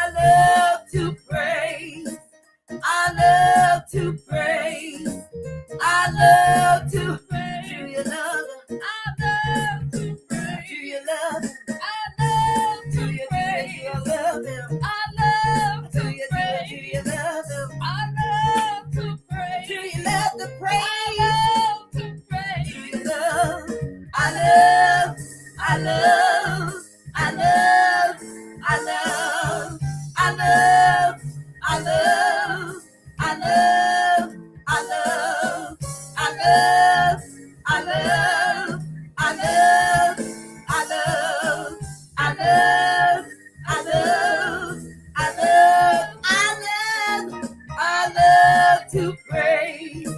I love to praise. Yeah. I love to praise. I really love. I love to praise. So good. I love to praise. I love to praise. I love to praise. I love to praise. I love. I love. I love. I love. I love. I love, I love, I love, I love, I love, I love, I love, I love, I love, I love, I love, praise Him. I love to praise His name. I love to praise Him. I love to praise His name. I love to praise. Oh, I love to pray. I said I love to pray to you. I love to pray. Oh, me, I love to praise. I love to praise. I love to praise. I love to praise His holy name. This is how you lose third. He my rock. My sword and shield. He a wheel. He's my wheel. In the middle. In the middle of the wheel. I know he'll never let me down. Never let me down. He's just that jewel. He's just that jewel that I have Hey, found. hallelujah. So be Well, it. so be it. So be it. I love to praise His name. Oh, so be it. So be it. So be it. So be it. I love to praise His Hey, name. hey, so be it. So be it. So be it. So be it. I love to praise His name. Oh, Oh, I love to praise His holy name.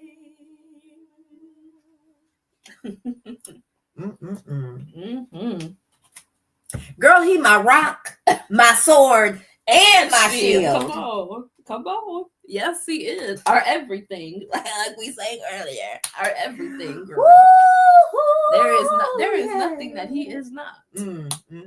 So guess what? There is nothing that we are not. Oh, yes. Yes, that's right. We can do all things through a higher who that strengthens us. Come on. Who greater is He that lives in In us us. than he that's in the world? Come on. Come on. Oh yeah. Come on, sis. Come on. The nuggets are right there. Right there. And they just. So if He can do all things, that means we can do all things. That's right. That's right. The power that worketh on the inside of us. That's right. That's why I don't understand how we was caught up in that delusion of looking for somebody to save us out here when He gave us the power to do it ourselves. That's right. Woo! Yes, He did. Yes, He did. My. Yes, He did.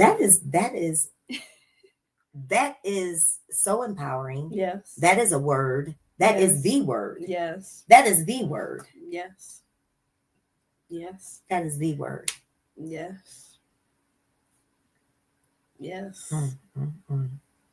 These last few years have been the most empowering in my life because I never realized the strength that was in me, the power that was in Girl. me until YAHUAH has started to bring it out. And it's amazing. Yes, it is. I'm like, whoa. And the thing is, it's almost like that ego that thought he was a chicken, realizing that he's an ego. Come on. So once that ego realizes, I'm not a chicken, I'm an ego, and he takes off flight And soar. and soars, Yeah. and all the chickens are left behind. Ooh. Listen, even all the eagles that think they're chickens are left behind. Come on. All the eagles that think they're chickens are left behind. Y'all better, See, y'all better pick up what she putting down. when you realize that you're that eagle and you take off, baby, Come on. baby, Come on. and you never return to that vomit. No. You never return to that state of mind. Come on. We can never go back to being Negro women. Yeah. We're goddesses. Yeah. We can never go back to just Yeah. being servants. Mhm. We didn't realize that we are the rulers. Mhm. We're not servants. That's right. Religion lied to you. Mhm. Religion lied to us. We're not Come on, servants. sis. We're rulers. We subdue. We take dominion. We fruitful. We multiply. Mhm. We rule. Right ruling. Yes. Ooh. Yes. And when you find out that's who you are, you leave a lot of people behind. Mhm. But guess what? The wonderful thing about it, you're not being mean. Mhm. You just took flight. Yes. And when you take flight and you leave those people behind, it's really not sad. Mhm. You feel bad that they're in the state of mind that they're in, and you want them to Mhm. wake the hell But up. it's up to them. But it's up to them. I can't wake you up. I can't wake you up. You have to have a desire Mhm. within you. Mhm. I had that desire within me. You had the desire within you. Yes. And then I sparked you. Yes. See, Yes. the chosen spark the chosen. Mhm. They do. They just light that fire that it was already in there. The flint and the gas needed to start the fire was already within you. Yes. You just needed a spark. Mhm. And the chosen sparked the chosen. That's right. All praises. But if you an eagle and you still in the chicken coop,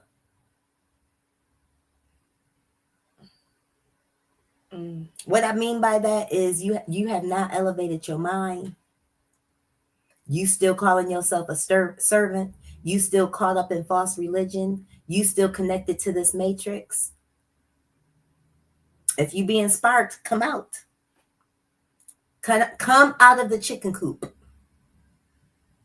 See, when we was in the chicken coop, sis, we was eating pork. Mm-hmm. We was eating abomination. We was eating fast food. We was eating processed food. Mm-hmm. We were not taking care of our bodies. At all. We were drinking whatever. Mm-hmm. Mm-hmm. Defiling our temples. Mm-hmm. And not even realizing. But when you come out that chicken coop, oh, yes. man. I can see clearly now the coop is gone. You get that eagle eye vision. Ooh, yes. Yes. You get that eagle eye vision. Yes. Like, oh, radar, that's not good for me. Woo, nope. Mm-hmm. Oh, not that direction. Come on. Come on, sis. Very facts. Facts. I am so grateful that Father destroyed religion out of my life. The falsehoods, the idol worship, even the false narratives. Mm-hmm. I'm so glad he destroyed that, because you know what, y'all need to realize we have been lied to. Mm-hmm. And if you think 1 second that the heathens gave you the Bible to help you, you're sadly mistaken. That Bible, especially that New Testament, was to put you in bondage mentally. It was the fulfillment of how to teach a Negro to be Christian. Mm-hmm. What was his last name? Was it Jones? I think his last name was Jones. The white man that came up with the system. Colcock Jones. Yeah, Charles Colcock Jones. The white man that came up with the system of how to teach a Negro to be Christian. Mm-hmm. The New Testament was the fulfillment. Yes. It was also the fulfillment of the Willie Lynch letter, Come on. where you no longer have you won't have to put chains of iron around their neck and their wrist anymore, but they will be chained up by their mind. And that's exactly what religion has done to y'all. It did it to us, but we free. Praise YAHUAH, we're free. No longer bound. No more chains holding me. My soul is what? Resting. It's what? Such a blessing. Praise YAHUAH. Praise YAHUAH. I'm free. Ooh, yeah. Set out free. Praise YAHUAH, I'm free, no longer bound, no more chains holding me. My soul is resting. It's what? It's just a blessing. Praise YAHUAH, praise YAHUAH, I'm free. Yeah. Yes. Girl, I wish, man, we need a piano player. I know. We need a piano player. We do. My. We do. Praise YAHUAH, we We free. free. And that's like even this whole revelation about governing ourselves. Ooh. It's so empowering. Ooh. Because then you sit back and you're like, yeah, why am I not governing myself? Why am I letting somebody else tell me if I know to be righteous and to do righteous and I'm doing and being righteous day in and day out, then what I can govern myself. Who are you to tell me what to do and not to do? Because they want to tell you what to put in your body. They want to tell you what to eat. They want to govern what you eat. They want to govern what you see. They want to monitor what you do. They want to monitor what you have. Yeah. You see where you're a freaking child. You're a freaking slave. Y'all slaves. They govern what you eat. They govern what you do. They govern how you spend your money. They make you give them your money. They govern your education. They govern the way you think, your theology, your religion. They govern every part of your life. You are a slave. Once that chain is broken, once that chain is broken, it's gone. Man, you ain't going back. You ain't going. Now the objective is for us to even get freer. Like no birth certificates, no driver's license. No, we don't need. Why we need that? We don't. Paying you registration for a vehicle I already paid for, paying you taxes for a house and land that I already paid for. We're slaves. But if we all stop, what they gonna do? Nothing. There's nothing they can What do. can they do? They're not even 1% of the population. Woo! What can they do? Speak, Yahca'Anna. If we all stop, What can they do? what can they do?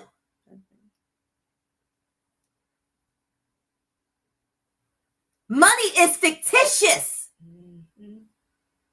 Yeah, you go punch that time clock to pay who? Them. For what? Stuff that's free. Like food, like water, electricity, gas. All of that stuff is free. Come out of the matrix. If we all corporately stop. If we just stop.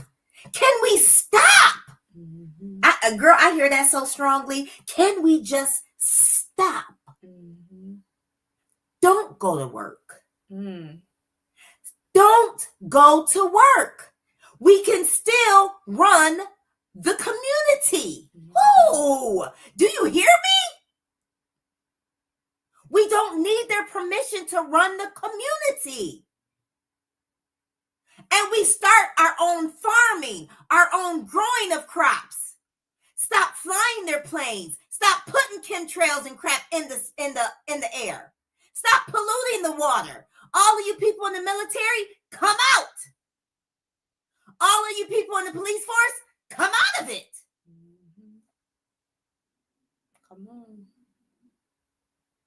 We start teaching our children what they really need to know to survive on the earth, in the earth, like how to be a farmer, how to raise your crops, how to make your own clothes, how to make your own bread, how to fish. My husband could be teaching little boys how to fish, little girls how to fish. Those are the things you're living. You're governing yourself. What else do you need? What else do you need? Who?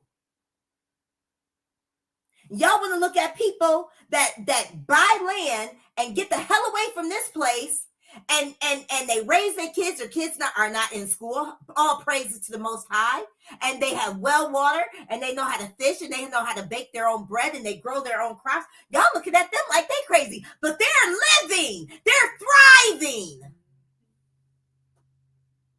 Say that. And we all could be doing if we just stop.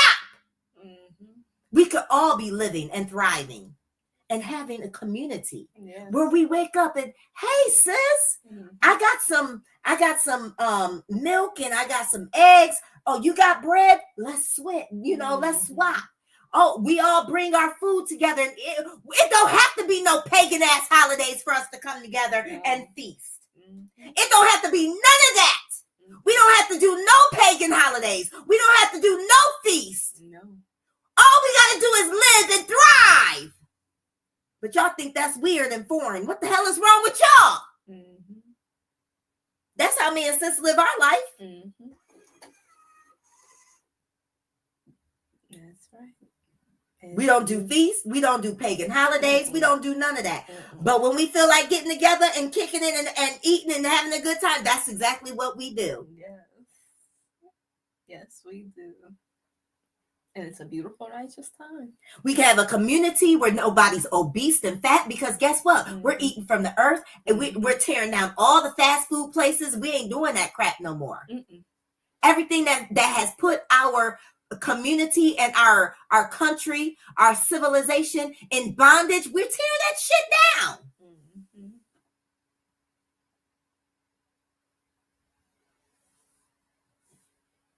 It ain't hard. We just got to do it. The power is in us to do it, y'all.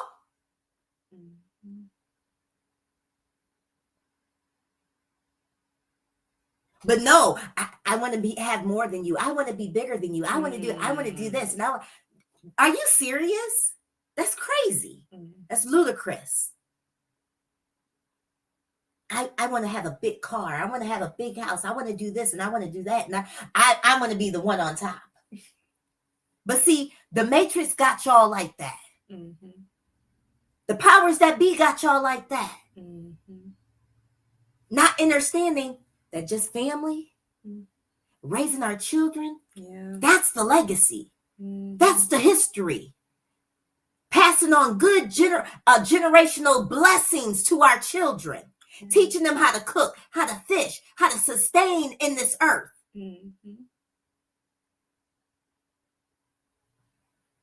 Tearing down their whole educational system and teaching our children how to be skillful and successful in this earth. How they can be self-sufficient and maintain their own families. Ain't got to go nowhere else to grow their food. Ain't got to go nowhere to buy their food. They can grow it themselves. They can go hunt it themselves. They can go fish for it themselves.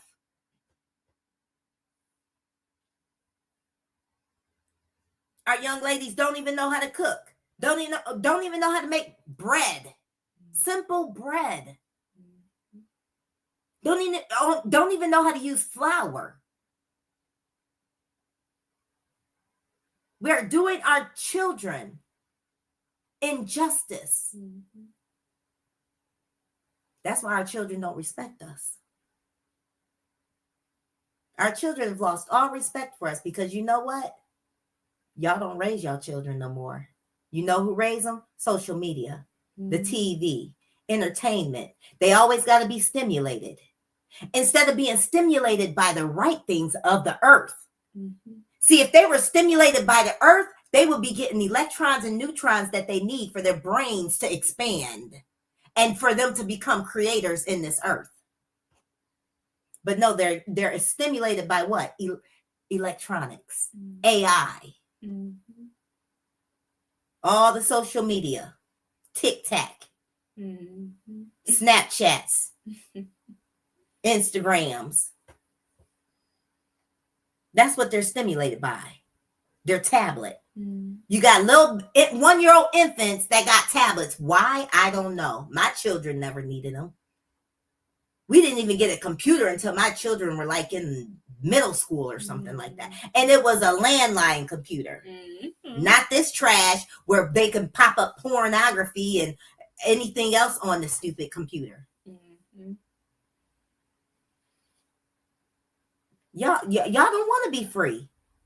Because us as a people, we could be free without anybody's permission. Do you understand? Do you understand that? Do you understand that? We can be free as a people, humanity, with no one's permission. Good googly woogly. My goodness, Father, give me the power. And that just took me back to how you pointed out before, like on the plantations, how if we would have just looked around and seen how many more of us it was compared to these heathens. Like, this is learn. Learn from what? Past. From the past, from our ancestors. We need to not be like that. We need to look around and realize, wait a minute. We, like she said, they are 1%, less than 1%. We are the majority. We have the say so. We have the leverage. If we, like she said, if we just stop and then do righteously, there's nothing they can do about it. If the military's so good and so righteous, they are scared. They are scared for humanity to rise up. If the military was so righteous and was so for the people, then all the people that's in the military, y'all need to step down, come out of it. And we need to band together as humanity, as humanitarians. Which is why part of the reason why they gave us religion in the first place. That's why they gave you religion. So you would be what? A servant. So they can put you in mind control. Be tame. And you was hitting on something too when you was talking about how it was more Negroes on the plantation. And then you got a sprinkle of white folks. They might have had 10 white people out there overseeing, depending on how big the plantation was. You know what I'm saying? And how much money that the plantation owner had. If he had a lot of money, he usually had more workers, more white people to put the black folks under control. But there was always way more Negroes. You know why? She brought this good point. You know why there was more of us? Because we was already here. Come on. Because we are the indigenous of the land. Come on. That's why it was always more of us than them. They are the immigrants, the white folks. We were already here. That's why it was so many of us. Don't let them lie to you and tell you we all came over here on them ships. Only some of us came over on them ships. Come on. The other 10 tribes was already here. That's why they call Indians tribes. That's a Hebrewic term. Because it was the Negro Hebrews already over here. And that's why it was a ton of us on the plantations. And barely any of them. And we just stood there. And even still till this day, they try to call us the minority, but we're really not the minority. We're the majority. We're the majority. See, they call us minorities because they want to try to call us minors. Mm-hmm. So they and put us in a childlike position. Bring it out. So they can rule over us. Y'all better, these words are curse words. Mm-hmm. Are y'all picking up what I'm putting down? These words are curse words. We're not a minority. We are able to govern ourselves. That's why they slap that word on us, minority. But we've never been the minority. We've always been the majority. We've always been governing ourselves. Stop calling yourself a doggone minority. You're putting a curse on yourself. Stop calling yourself a servant. Stop being stupid just because these churches tell you to do so. Just because these Hebrew religious assemblies tell you to do so. Stop being stupid. You're not a servant. You're a ruler. And you govern yourself. You take dominion, you subdue, and you fruitful and multiply. You're not a minority. You don't need nobody to govern you. You're a big, strong black man. You are a God in the earth. What you doing calling yourself a minority? You're not a minor. You're supposed to be ruling, not being ruled over. Same with you, goddess woman, Negro woman. We are the majority, sister. You hear me? Mm-hmm. We are supposed to be ruling. Well, that's right. That's the next step. Is us coming together and putting the real minority back in their place. What does it say in Isaiah 45:20? Gather yourselves together. Together. We supposed to who have escaped. Oh, what? Who have escaped from the nations. We supposed to be gathering ourselves together. That's right. Ooh, that's why me and you tight like this. Mm-hmm. I hope some more come aboard. Come on. Ema, we know you with us, girl. Yes. Gather yourselves together. Mm-hmm. You that have escaped the nations.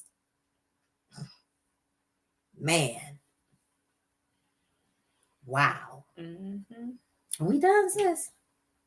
We have one more song, unless you want to. Let's just get started with the Okay. all praises. So we are reading Black AF History. All praises. The Un-Whitewashed Story of America by Michael Harriot. I've been seeing this book, and so I'm excited for us to dive into it. Mm-hmm. All right. Do you want to read the introduction or just start? You can read the first, whatever the name of the first chapter is, and let's just get started. Earth, Wind, and America is chapter 1. Earth, Wind, and America. I have an uncle named James. Me too. My grandpa's name is James. Okay. For most of my life, I had no idea his name was James. To me, he was Uncle Junior. James Harriot Jr. was alternately a salesman of marijuana, a Black Panther, a Vietnam veteran, and a trusted deacon in his church. He knew things, a lot of things, like how to use a bandsaw or bait a hook with a live worm. Okay. See, that's the look. Just was talking about that. He was infinitely more complex than that, but to me, at age 10, that was the essence of my Uncle Junior. One sweltering summer day, I was visiting his house, which sat on a pond with actual peacocks running around in the yard, playing outside with my cousin. We asked Uncle Junior for some water, and he made us stand on the porch and drink it, ensuring that we were not committing the ultimate sin of Black households running in and out that door. When he collected the drinking glasses, I remember looking through the screen door, watching him put a record on the turntable. I can never forget the music that came out. He said their names were Earth, Wind, and Fire. Ooh. She don't know, No. but I know. I know because my husband introduced me to all that music. And honey, Earth, Wind, and Fire. Oh my goodness. Oh. I want to say that Earth, Wind, and Fire is the greatest band in history, but there might be white people reading this book, and I wouldn't want to use any Beatles fans. Wouldn't want to cause any Beatles fans to have a conniption. Oh man, they boo boo all over the Beatles. Right. Sorry, not sorry. I honestly don't know what a conniption is, but my Uncle Junior said it a lot.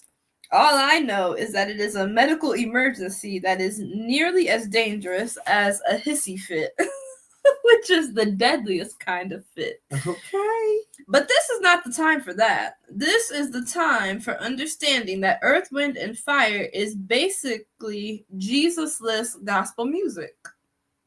Okay. I'm willing. And that's true. I'm thinking of the song that they have now called Fantasy. Ooh. And it's about the chariots. Oh, Come on. Woo! No wonder I love me some Earth, Wind, and Fire, baby. Okay. Girl. I'm gonna have to get an education. Girl. I wish I could play it, but they would jack our video up. But honey, those that know, you know. Just go check it out. Earth, Wind, and Fire is Black cultured, uplifting spiritual music without that demon Jesus in it. All praises. All praises. Listen, go on. Oh, I like this. I like this book already. All praises. We're only one page in. I'm willing to bet you aren't aware of just how many Earth, Wind, and Fire songs you know, because they are as ubiquitous as church hymns. Is that the right word? Yeah, meaning popular. Okay. And to top it off, they had the three elements of all great Black music. Yes. Number one, they wore jumpsuits. All great music acts must wear jumpsuits. It is a mandate passed down from the godfather of soul's backing band, the JBs. Since then, if you want to be great, there must be a point in your career where you must dress like a NASCAR crew that fell in a vat of sequins and rhinestones.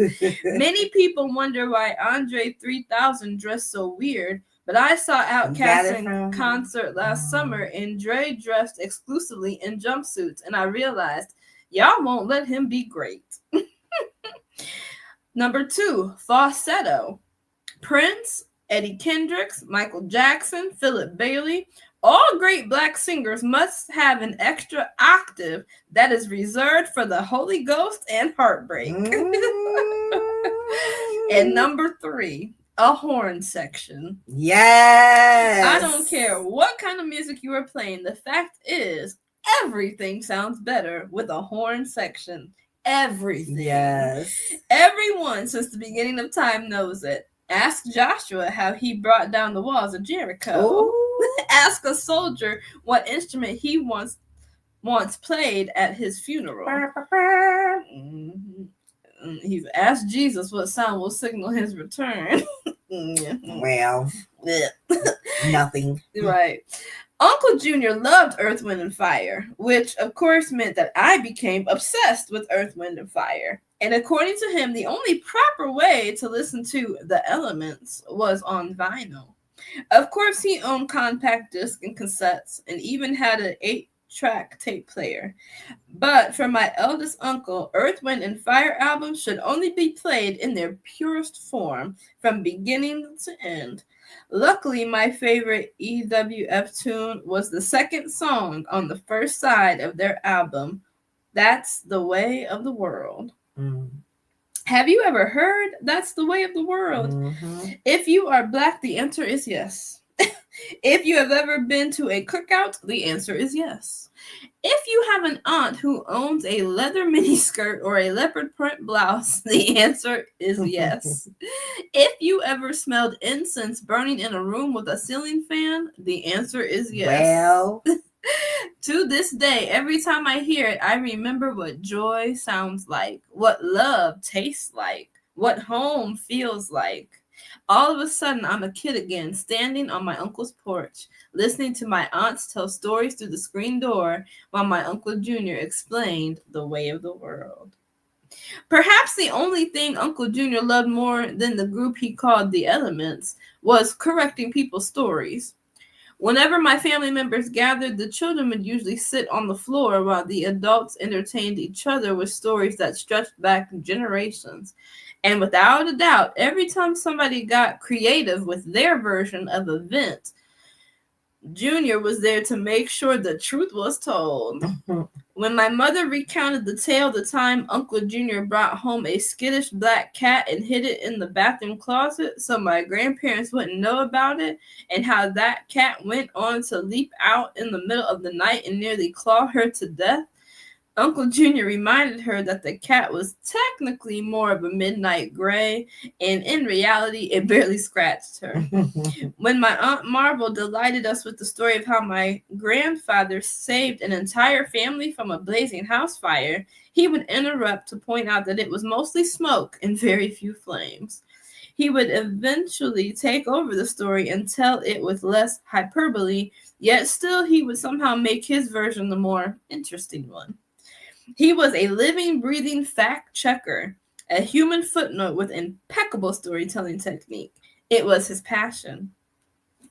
Uncle Junior wasn't necessarily a killjoy either. He was just someone who was as concerned about the fidelity of the family stories as he was about imparting the history of the sound of God's house band. Knowing this, I would sometimes use this particular idiosyncrasy to endear myself to him.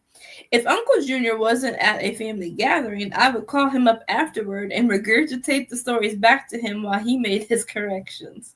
I trusted his version would be the definitive version and more interesting. But truthfully, I didn't really care about the family epics as much as I just enjoyed hearing him attempt to rectify the misrepresented facts.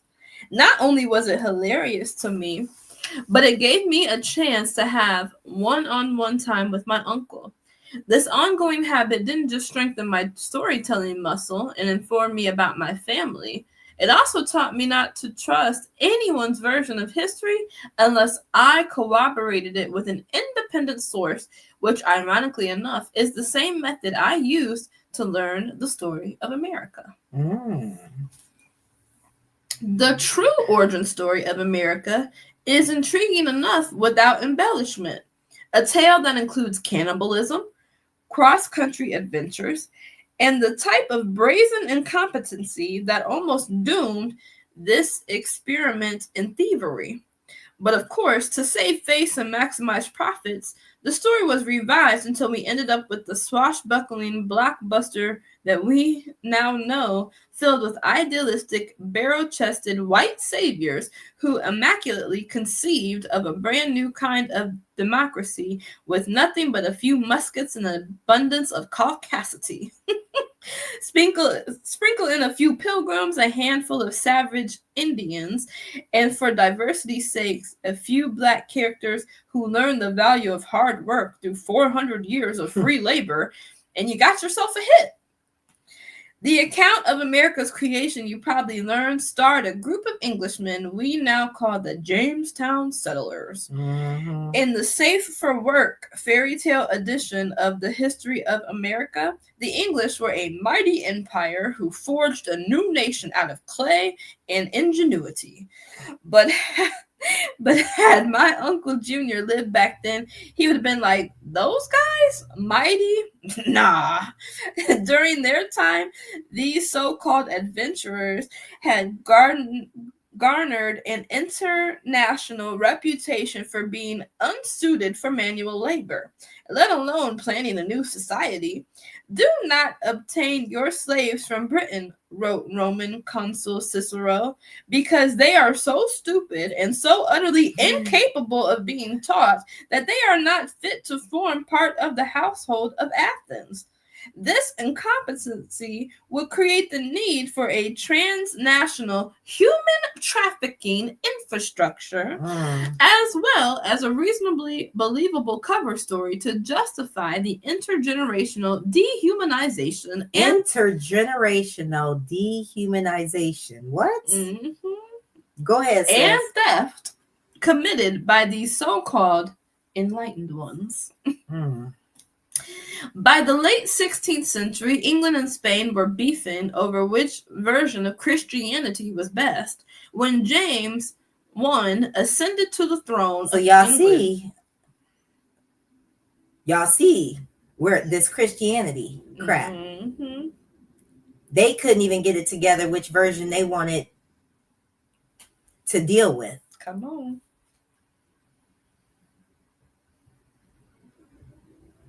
Yeah. You see where this Christianity crap comes from. This Jesus crap. That's why Earth, Wind, and Fire they didn't sing about no damn Jesus, because they knew that had nothing to do with us. They knew that was the oppressor's God. But see, y'all want to call that music worldly. When that's the sanctified music. Woo! Come on, sis.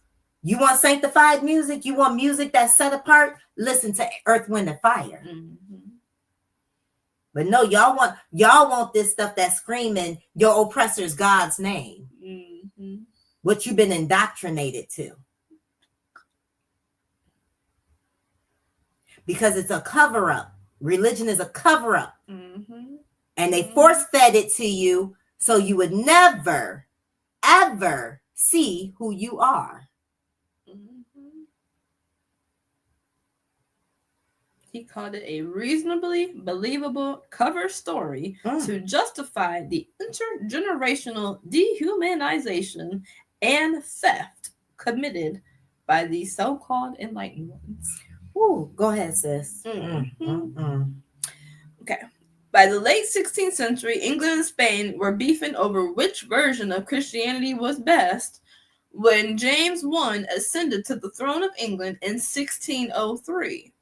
James, a Protestant, was intent on thwarting Catholic-aligned Spain's global domination by getting in on the rapidly growing colonization industry. In 1534, the English Parliament declared that the country had no superior under God, other than the British King Henry VIII, who had split with the Catholic Church so he could marry his side piece. So while the Catholic Church had served as an early investor for Spain, Portugal, and the other white empires, Britain didn't have access to the church's seed money. Without the colonizers' version of Shark Tank... Hold up. Britain didn't have access to the what? The church's what? Seed money. Money. It's all about what? Money. Dollar bill, y'all. So when you walk up in them church circuses on Sunday, it's all about the dollar bill, y'all. Go ahead, sis. Without the colonizers' version of Shark Tank, the arrogant members of the British elite did not fret. The other countries may have had a head start, but the English were not burdened by faith or religion. They were free to colonize in the name of a superior, higher power, cash money. When Queen Elizabeth I granted charters to colonize the North American territories unclaimed by Christians, the first 4 attempts failed. To be fair, the only reason they failed was because of disease, lack of food, lack of navigation skills, and the inability to convince the natives of English superiority. To convince the natives of English superiority. There we go. No one knows what happened to the 4th attempt, aptly named the Lost Colony of Roanoke. But the English kept trying. They truly believed they were going to find the Garden of Eden, with trees dripping diamonds and streams filled with gold. There was no way they could leave all those untold riches to the people who lived on the land. They had to have it. It would be easy to upend the story of America's founding by turning these colonizers into villains. However, the men who hopped on the Susan Constant, Discovery, and Godspeed, the 3 ships chartered by King James Joint Stock Virginia Company of London, were too incompetent to be characterized as evil. Although they had never mined, farmed, or built anything in their home country, these clowns were still confident that they could sail across the ocean and conquer an entire continent sight unseen. That's some gusto. Of all the conquering cultures in the world, the English were perhaps the least qualified colonizers. But to their credit, they were gifted in the area of cockiness, if nothing else. Aside from securing the rights to Virginia's gold, silver, and copper mines, the first charter of Virginia charged the colonizers with propagating of Christian religion to such people as yet live in darkness and miserable ignorance of the true knowledge and worship of God, and to bring the infidels and savages living in those parts to human civility. In other words, they were going to rob these people of their land, culture, and history. But in exchange for an entire civilization, the Brits would introduce the natives to white church music and hats with buckles. Seems like a fair trade-off, no? On April 26, 1607, the 104 English barbarians arrived at the gates of Tisinacomac, a territory in modern-day Eastern Virginia, occupied by 31 individually governed tribes. Woo, did you hear that, sis? Individually governed. Because they lacked basic geographical fluency and had an enormous amount of hubris, the whites considered the entire east coast of North America from Canada to Florida to be Virginia, and declared it their own, ignoring the fact that there was an entire functioning civilization here, with a government that wouldn't go down without a fight. This is the demonic spirit that these people have on them, to go into somebody else's land and just declare, oh, this is ours, from this spot all the way down to this spot. This is ours. But there's people there that occupy, that live there, and it belongs to them. It belongs to them. How do you just go take something that don't belong to you? Wickedly. I mean, you got to have a really screwed up spirit to feel that entitled. The entitlement is real. But see, that's the spirit. Don't white people walk around like they entitled, like they like this is ours? Like, I mean, even where we live down here, they have little special clubhouses that's for them. We're not allowed to do that. Right.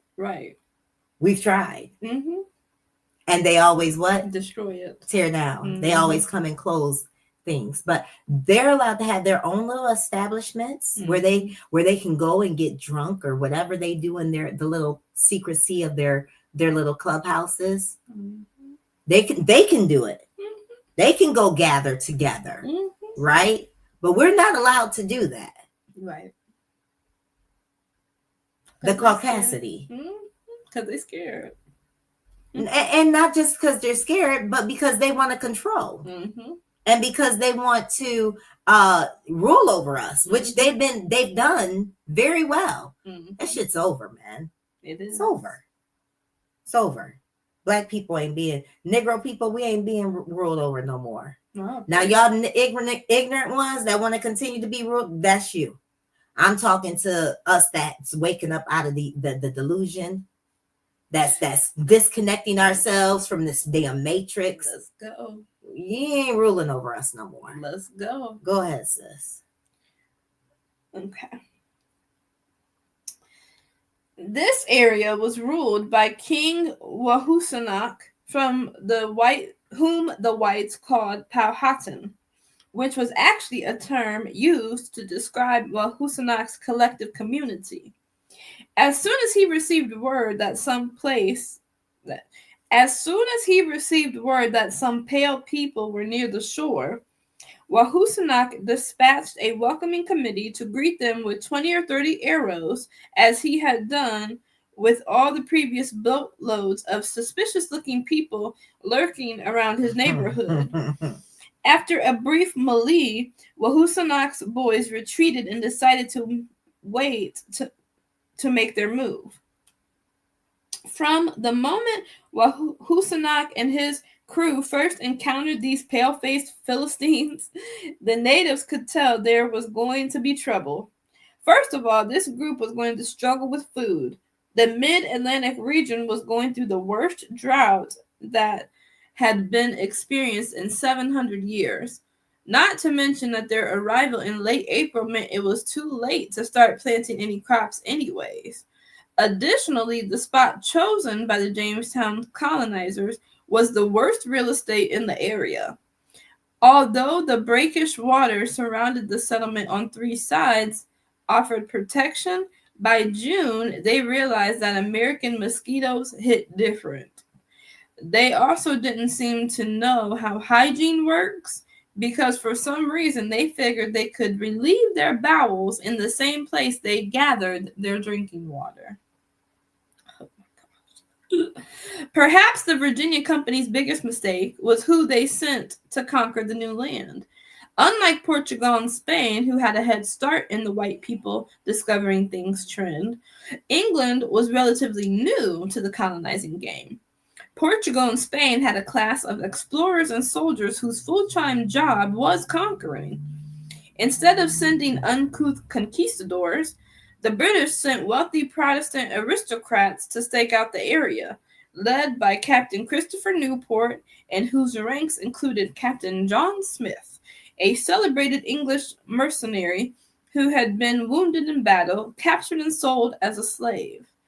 As part of the British expedition, Smith was arrested for treason and imprisoned until the ships landed at Virginia, and the crew unsealed the orders naming him as the leader of the colony, despite his having no experience at farming, governing a colony, or leading people. Things were off to a wonderful start. Even the few laborers among the group were not accustomed to living off the land, which set the venture capitalists turned pioneers up for disaster. In his diary, Smith lamented that there were few bars, beer houses, or restaurants in the newly stolen land, forcing the adventurers to survive on boiled water and a pint of wheat and barley per day. Most of their grain supply had been stored on the ship for 26 weeks, providing a great, albeit unorthodox, source of protein, the worms that had infested the food stores. I was about to say, yeah.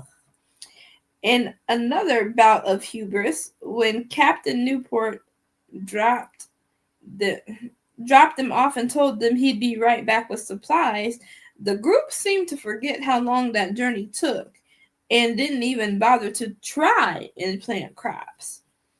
The hapless British aristocrats sat clueless in a new land, withering away in the Virginia winter, while the Powhatan nation luxuriated nearby in their heated homes.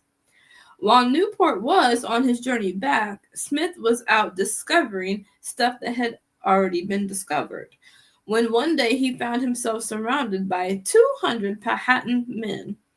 Thinking quickly, Smith attempted to use his native guide as a human shield, which didn't go over well with the guys with the arrows. Smith was shot in his thigh a little, captured and taken to YAHUAH, Paramount Chief YAHUAH arrived at the interrogation session in style, wearing pearl necklaces, a fur coat of raccoon, an entourage of advisors, and young women, each a great chain of white beads over her shoulders, their heads painted in red, and with such a grave and majestical countenance as drove me into admiration to see such state in a naked savage. YAHUAH served Smith a heavy brunch and decided to let him go. As long as the white men kept their distance, the chief of chiefs believed the two groups could coexist in peace. Wow. Wow. Which was a strange concept for the Europeans. The natives had to be up to something, they figured, a theory advanced by Smith, who insisted that the natives were going to eat him until he outsmarted the king of savages and convinced YAHUAH to let him go. Oh, he lied and said that? Yes, he was. Yeah. That was a lie. Okay. But YAHUAH could see that the inept immigrants were struggling and took pity on them, which he didn't know if their faces were so pale because of malaria, dysentery, or that poop drinking thing. The answer was all of the above. He decided to help the settlers out by sending over some food until Newport came back from grocery shopping in England. Back in England, everybody was excited because Newport had returned with bags of gold discovered by the Jamestonians. The investors figured... So they stole gold when they got... Oh, wow. Mm-hmm. They did. The investors figured that this whole colonizing thing was a great plan. Not only did the investors donate supplies, but 120 more laborers and settlers joined Newport for his return to Virginia.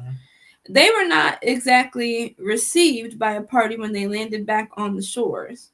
By the time Newport returned with provisions, craftsmen, and crew on January 2nd, 1608, 66 of the original settlers had succumbed to starvation, sickness, or Powhatan arrowheads. Thankfully, Newport wasn't around when the Brits back home realized that the settlers' supposed gold was actually iron pyrite, literally fool's gold. So they thought it was gold, but it wasn't. That's what they get. After they received the first shipment of supplies, the colonists went to work. Apparently, they hadn't learned a single thing about saving their rations, and like any intelligent, civilized society, they once again ate all their provisions and returned to the meager living time they had just survived. Had just survived. You know how it is when people who live in a bad neighborhood start receiving government handouts. To avoid starvation, Newport and the colonists came up with the widest plan ever created. They were going to go back to YAHUAH, the emperor of the not-hungry Powhatan people, and bestow on him the honor of becoming an English vassal. After all, who in their right mind would turn down the privilege of becoming an honorary white man? That's why the Bible tells us do not, a gift spoils the heart. And that we're not supposed to be taking their gifts. Right. Because their heart is, there's nothing good. It's not never genuine. You know, there's always an ulterior motive. And smiling in your face with a knife that's about to go into your back. And that was all. Of course, they do stuff like this as a ploy. That's why you Negroes need to stop being coons. A lot of y'all Negroes are straight up coons because the white man then gave you something. So now he done cooned you out. You're a sellout to your own people. And that's what they're trying to do with this indigenous black leader. They're trying to make him a sellout. Well, we're gonna put this title on you, and then we're gonna give you this money and this, and y'all sell out in a heartbeat. Go ahead, sis. There was only one problem with this genius idea. YAHUAH did not kneel for anyone. You don't become the president of Tsinacomac by kneeling. In fact, YAHUAH lived by 2 rules.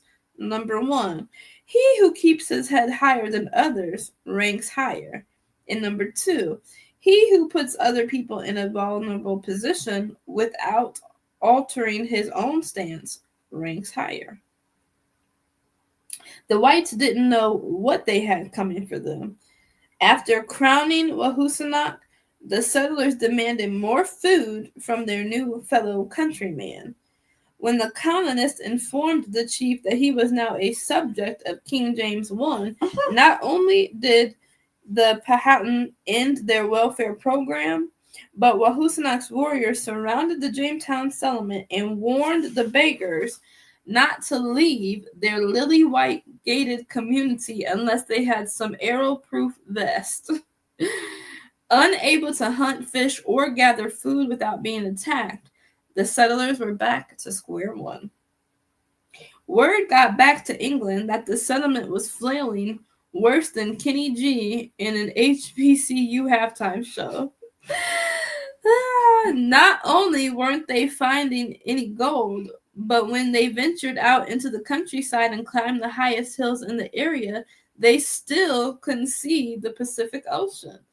Yes, they seriously thought they could find a path to Asia a few miles from their settlement.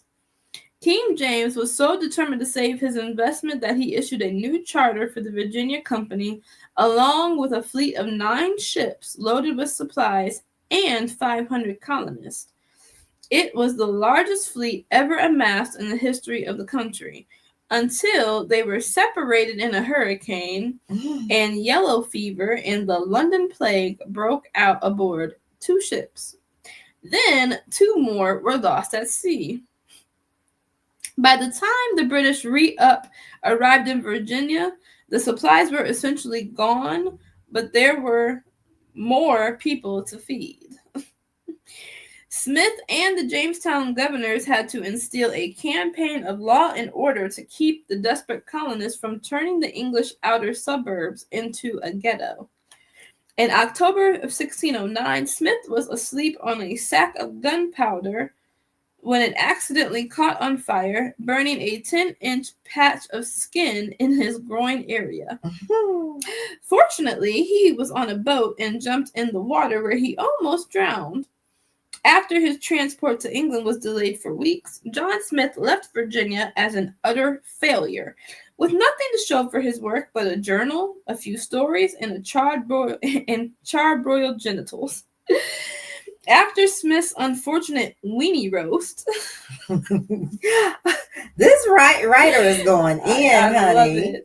I love it. YAHUAH summoned Smith's replacement, John Ratcliffe, and 25 of Virginia's most important whites to a big dinner with the promise of more Powhatan government handouts. At the banquet, Ratcliffe discovered that the food baskets were empty and that he had walked straight into a trap. That night, Ratcliffe was kidnapped, skinned alive, and burned at the stake. It was all part of YAHUAH's plan to rid his land of the pesky whites once and for all by doing what he should have done all along. Come on! Let them starve. Come on! I love this. Come on. Man. Dang, that was brutal. That was wonderful. It wasn't even brutal, though, because he tried to be patient with them. That's true. He tried to even be friends with they dumbasses. Yeah. And then, we're going to title him, blah, blah, blah. And then after he gets titled, going to tell him, you're subject to England. Man, that's the type of ish they do to us. Mm-hmm. Yes. That's trickery. And some of y'all coons fall for it. A lot of you coons fall for it. That's why a lot of y'all got into big offices and you still wasn't able to help us. Come on. You became a straight up coon. Come on. You weren't able to help your people. Jeez. Jesse Jackson, you ain't help us. Al Sharpton, you ain't helped us. Come on. There's this mixed dude that was in the political arena. I can't remember what he was. Colin Powell, I think his name was. Mm-hmm. Colin Powell. He didn't help, not us. Yeah. None of y'all. Mm-mm. None of y'all. Sellouts. Mm-hmm. Trying to kumbaya with the damn heathen. Mm-hmm. Y'all need to understand that you can't come into agreement with them. You can't compromise with them. They don't care about you. They will do and say anything to get what they want. That's right. Man. Facts. And our people, we've always known that. But we always, for some reason, we get this softness about us. Mm-hmm. That shit's over. Mm-hmm. That's over.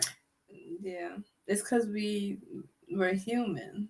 Yeah. And and we don't want to see people starving, babies starving, mothers starving. We don't want to see, even men, we don't want to see people starving, period. So we do have we are human. Mm-hmm. We have a very compassionate heart. Yeah. We're of our Father. But they do. We're good. Yeah. We're good.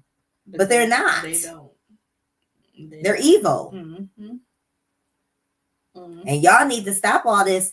Well, we're all God's children, and no, we're not. Mm-hmm. They're God's children. We come from the Creator, YAHUAH. That's right. Yes. They are of their father, who is a liar from the beginning. We are of ours. We don't lie. We do good. And they do wickedly. And it is what it is. History. How much more history do we have to have? Right. It's right there. Jeez. Good, googly, woogly. Go ahead, sister. With its shoddy leadership in shambles, Jamestown was doomed. As the third winter came upon the settlement, the newcomers were at an all-time low, forced to eat leather belts, their pets, and eventually each other. Yes, that's right.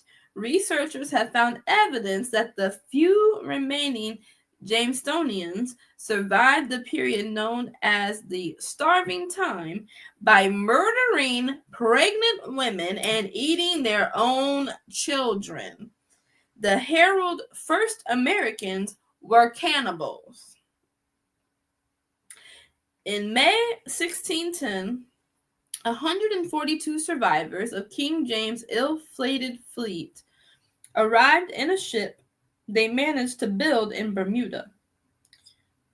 One of the passengers, John Rolfe, had lost his wife, daughter, and all his belongings in the Bermuda shipwreck. By the time he reached Virginia, all he had was a few tobacco seeds that he had collected in Bermuda. He had heard about the new trend of drinking smoke that was becoming popular in Europe and decided to plant those West Indian tobacco seeds. As it turned out, Virginia's soil was perfect for tobacco cultivation. When Rolfe and company landed, YAHUAH was still tripping. The number one chief, Raka, had almost successfully starved out the white invaders and still commanded a large native force. When the Bermuda ship arrived, in fact, only 60 of the hundreds of English colonizers were left. But one extremely savage colonist, Deputy Governor Samuel Argall, had a plan. Argall was the embodiment of pure evil, known for attacking French and Dutch settlements and claiming them for the king. When Argall failed at capturing a settlement, he would just resort to Plan B and set fire to it, as he did with a Jesuit colony and a French settlement in present-day Maine. Argall first tried to force YAHUAH into submission by burning native villages to the ground. When that didn't work, he discovered that YAHUAH's weakness was his daughter, Matoka. The white folk called her Pocahontas because, as we had established, they were terrible at names. In April of 1613, Argyle kidnapped Matoka by luring her onto his ship. He offered to exchange her for English prisoners who had ventured outside the camp. When Wahusanak agreed, Argyle reneged on the deal and demanded more provisions. Wahusanak agreed again, but Argyle would never release his daughter. Instead, she converted to Christianity and was married off to Rolfe. It turns out the white conversion plan worked on the second try. Wahusanak told his warriors to chill out and gave Rolfe thousands of acres as a wedding dowry. In 1614, Rolfe exported a few barrels of his first tobacco crop, and the English loved it. It was the first positive news from the Virginia Company since the fake gold incident in 1608. With its success evident, the question became who would farm this new cash crop. The few settlers that remained were not quite the agricultural type, considering they could barely keep themselves alive. To solve the problem, Argyle took John and Matoka to England for an investors' relations trip in 1616. However, the trip was cut short when Matoka died suddenly of an unknown illness. Her tribesmen believed she was poisoned. Yeah, that's what, yeah. While some historians think it was a respiratory illness or dysentery. Whatever the cause, Argyle brought the newly widowed Rolfe back to Virginia without a solid plan. Meanwhile, back in Virginia, the Chickahominy natives, who weren't under Wahusanak's confederacy, helped feed the lazy British settlers who still hadn't planted enough food to feed themselves. When Wahusanak died in April of 1618, the natives decided to stop offering government assistance to the settlers. Ending this welfare to work program would doom the unskilled English encroachers. They desperately needed help. The only thing that could possibly save the English colony would be an influx of immigrants who knew what they were doing. Once again, Jamestown was on the precipice of failure. The English investors were demanding their money, but King James didn't have it. Rolfe had land, but it was essentially worthless because he couldn't farm it. After a summer heat wave, colonists were preparing for a second starving time because investors were refusing to send more supplies until they got paid. In July of 1619, the Virginia Company held its first legislative assembly. During the meetings, the assembly decided that if the company was going to survive, the colonists should probably grow enough food to feed themselves. Instead of using 75% of the land to grow tobacco while depending on the native welfare system. America's first white legislative body limited tobacco production to 25% of a plantation's output and decided to give away plots of land to investors. While this plan seems reasonable on its head, the truth was these fools still didn't know how to farm and hadn't even attempted. So to pretend they suddenly understand that and be able to provide for themselves was truly outlandish. There's a word for doing something over and over again and expecting different results. Insanity. American. Oh. Okay. Yeah. American. Yeah. Mm-hmm. This America experiment was pretty much over. With no food, no gold, and rumors swirling around their homeland about their people-eating habit, where would they even find a skilled, hard-working people? The natives. Who knew how to build a country from scratch. Certainly not England. You heard what Cicero said. Then James Rolfe's homeboy showed up with some cargo that would save the bumbling British colonists from extinction. On October 12th or 13th, 1616, Spanish Captain Manuel Mendez de Acuna left Spain with a letter authorizing the private ship to transport kidnapped Africans from Africa to Veracruz, Mexico. Boom. So right there, Negroes was already here in America. Mm-hmm. And now we're about to hear of them bringing Negroes. They weren't Africans because the Hamites captured us. The white folks couldn't capture us. The Hamites, the Africans, captured us and sold us to the Spaniards, the Dutch, the Portuguese, the English, the British. The Africans didn't sell their own people. Come on. They sold Negroes. Come on. Tribe Judah. All right, go ahead, sis. Although the San Juan Bautista was only licensed to carry 200 enslaved people, Acuna left Luanda, Angola with at least 350 stolen Africans. By the time the 115-ton vessel reached Jamaica, approximately 143 had died. Like most slave traders, Acuna had planned it this way. Human traffickers routinely packed their vessels to maximize profit. Ugh. In Jamaica, he sold 24 young children and headed for Veracruz, where he declared he was carrying 123 humans as cargo. 60 were missing. Shortly before the San Juan Bautista arrived in Mexico, 25 Englishmen on a small boat had attacked it in July of 1619. After stealing 60 of Acuna's stolen cargo, they had split them between the 160-ton White Lion and the 100-ton Treasurer. The thievish Brits decided to head for the Virginia colony, where they had no chance of being arrested or attacked.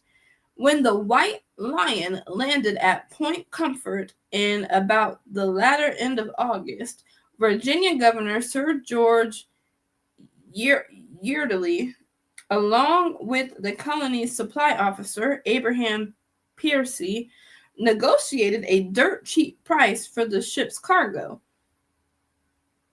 20?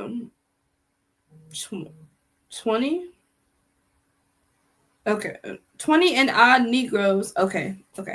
A dirt cheap price for the ship's cargo. 20 and odd Negroes in exchange for food and the best and easiest rates they could. Did you hear what he called them? Negroes, not Africans. Mm-hmm. Did you hear that? Mm-hmm. Go ahead, sis. And with that, the Jamestown Project was saved. This is what made the land worth something. The enslaved labor was worth more than the tails of gold and diamond trees.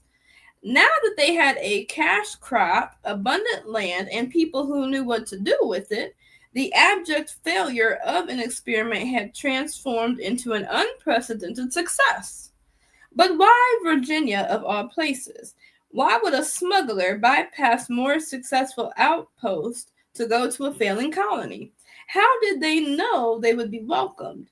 In the rare case this story is told, it is cast as a tale of happenstance and coincidence. But of course, it is actually one of deception, trickery, and greed.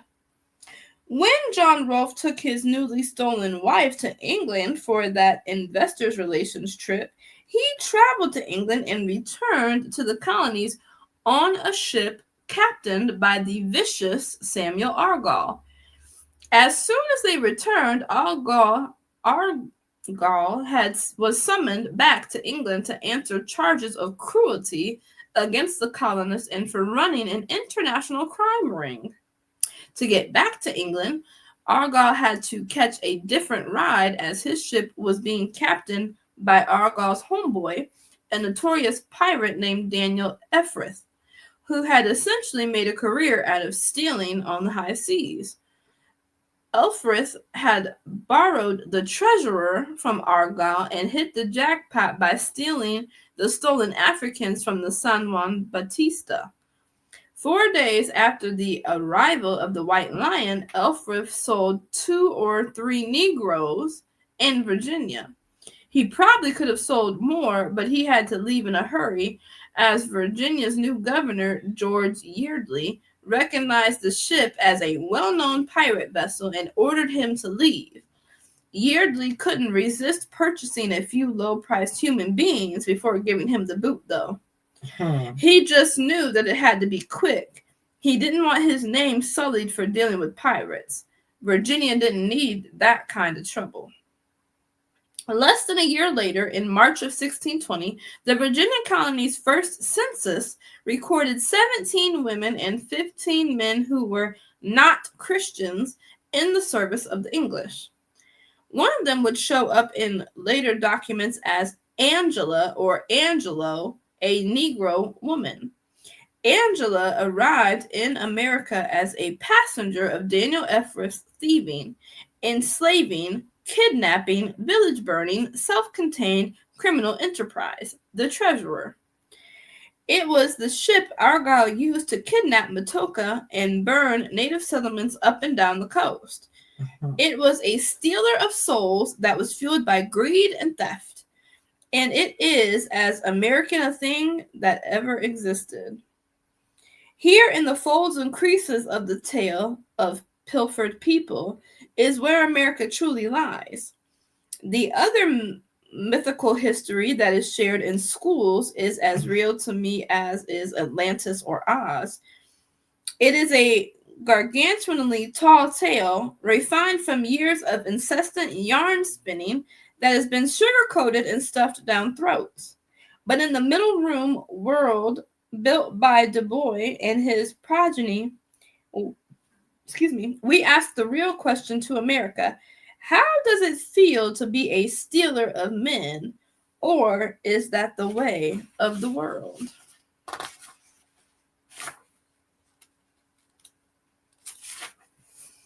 Three little questions. What is the difference between a settler and an invader? A, the number of guns you bring to the invasion. B, it depends on who's telling the story. C, invaders become settlers after they vanquish the people they invaded. D, two different spellings. I'm gonna say it depends on who's telling the story. But what's the question again? What is the difference between a settler and an invader? Yeah, depends on who's telling the story. For me, that's mine. Number 2, who were the first? What's your answer? The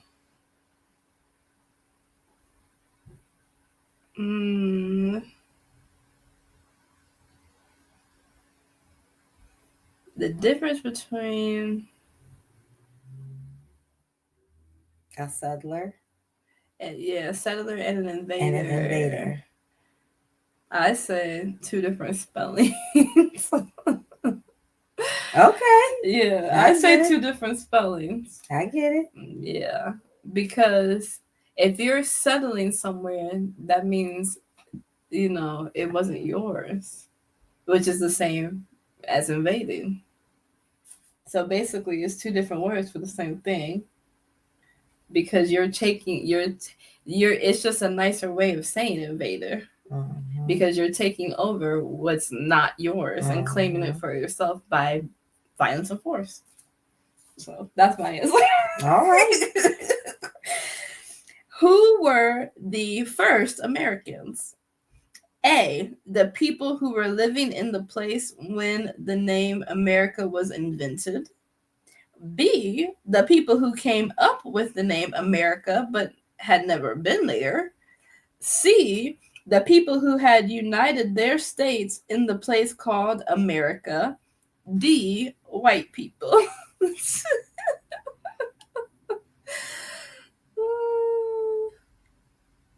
What was in the first one? The people who were living in the place when the name America was invented.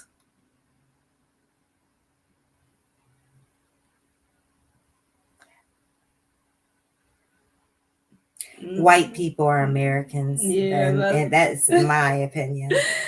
Yeah. I was gonna say either Because that. the people that was living here, we didn't call ourselves Americans. We had nothing to do with America. Nothing. That's a white thing. Yeah. That was given to us. Mm-hmm. Yeah. The ones who made up the story of being settlers. Mm-hmm. Yeah, C and D are very good. The people who had united their states in the place called America. They didn't have no states. Oh yeah, that's right. So yeah, they didn't have nothing to unite. They lied, fraudulent. Mm-hmm. Oh, what's the next question, girl? Number 3. Rank these savages from least civilized to most civilized. This author is amazing. I know. A. People who fought to prevent invaders from stealing their land. B. Human traffickers. C. People who stole from human traffickers.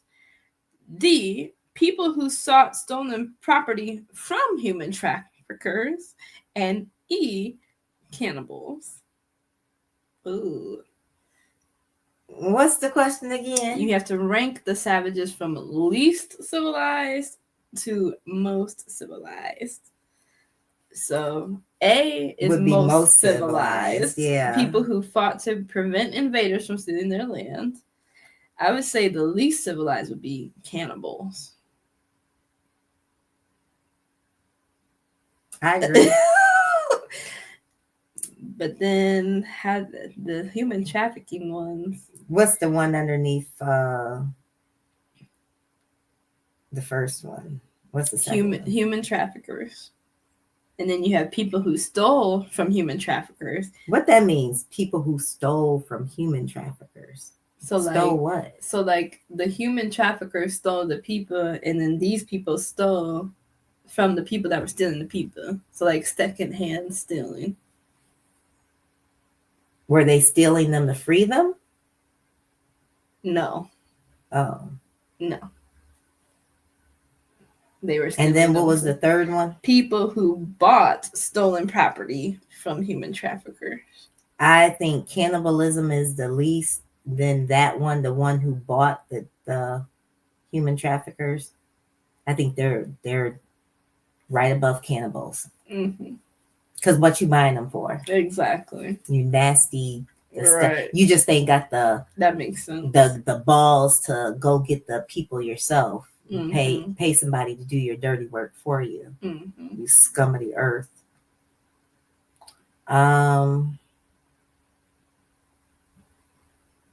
Yeah. Yeah, the other two are neck and neck, really. Right.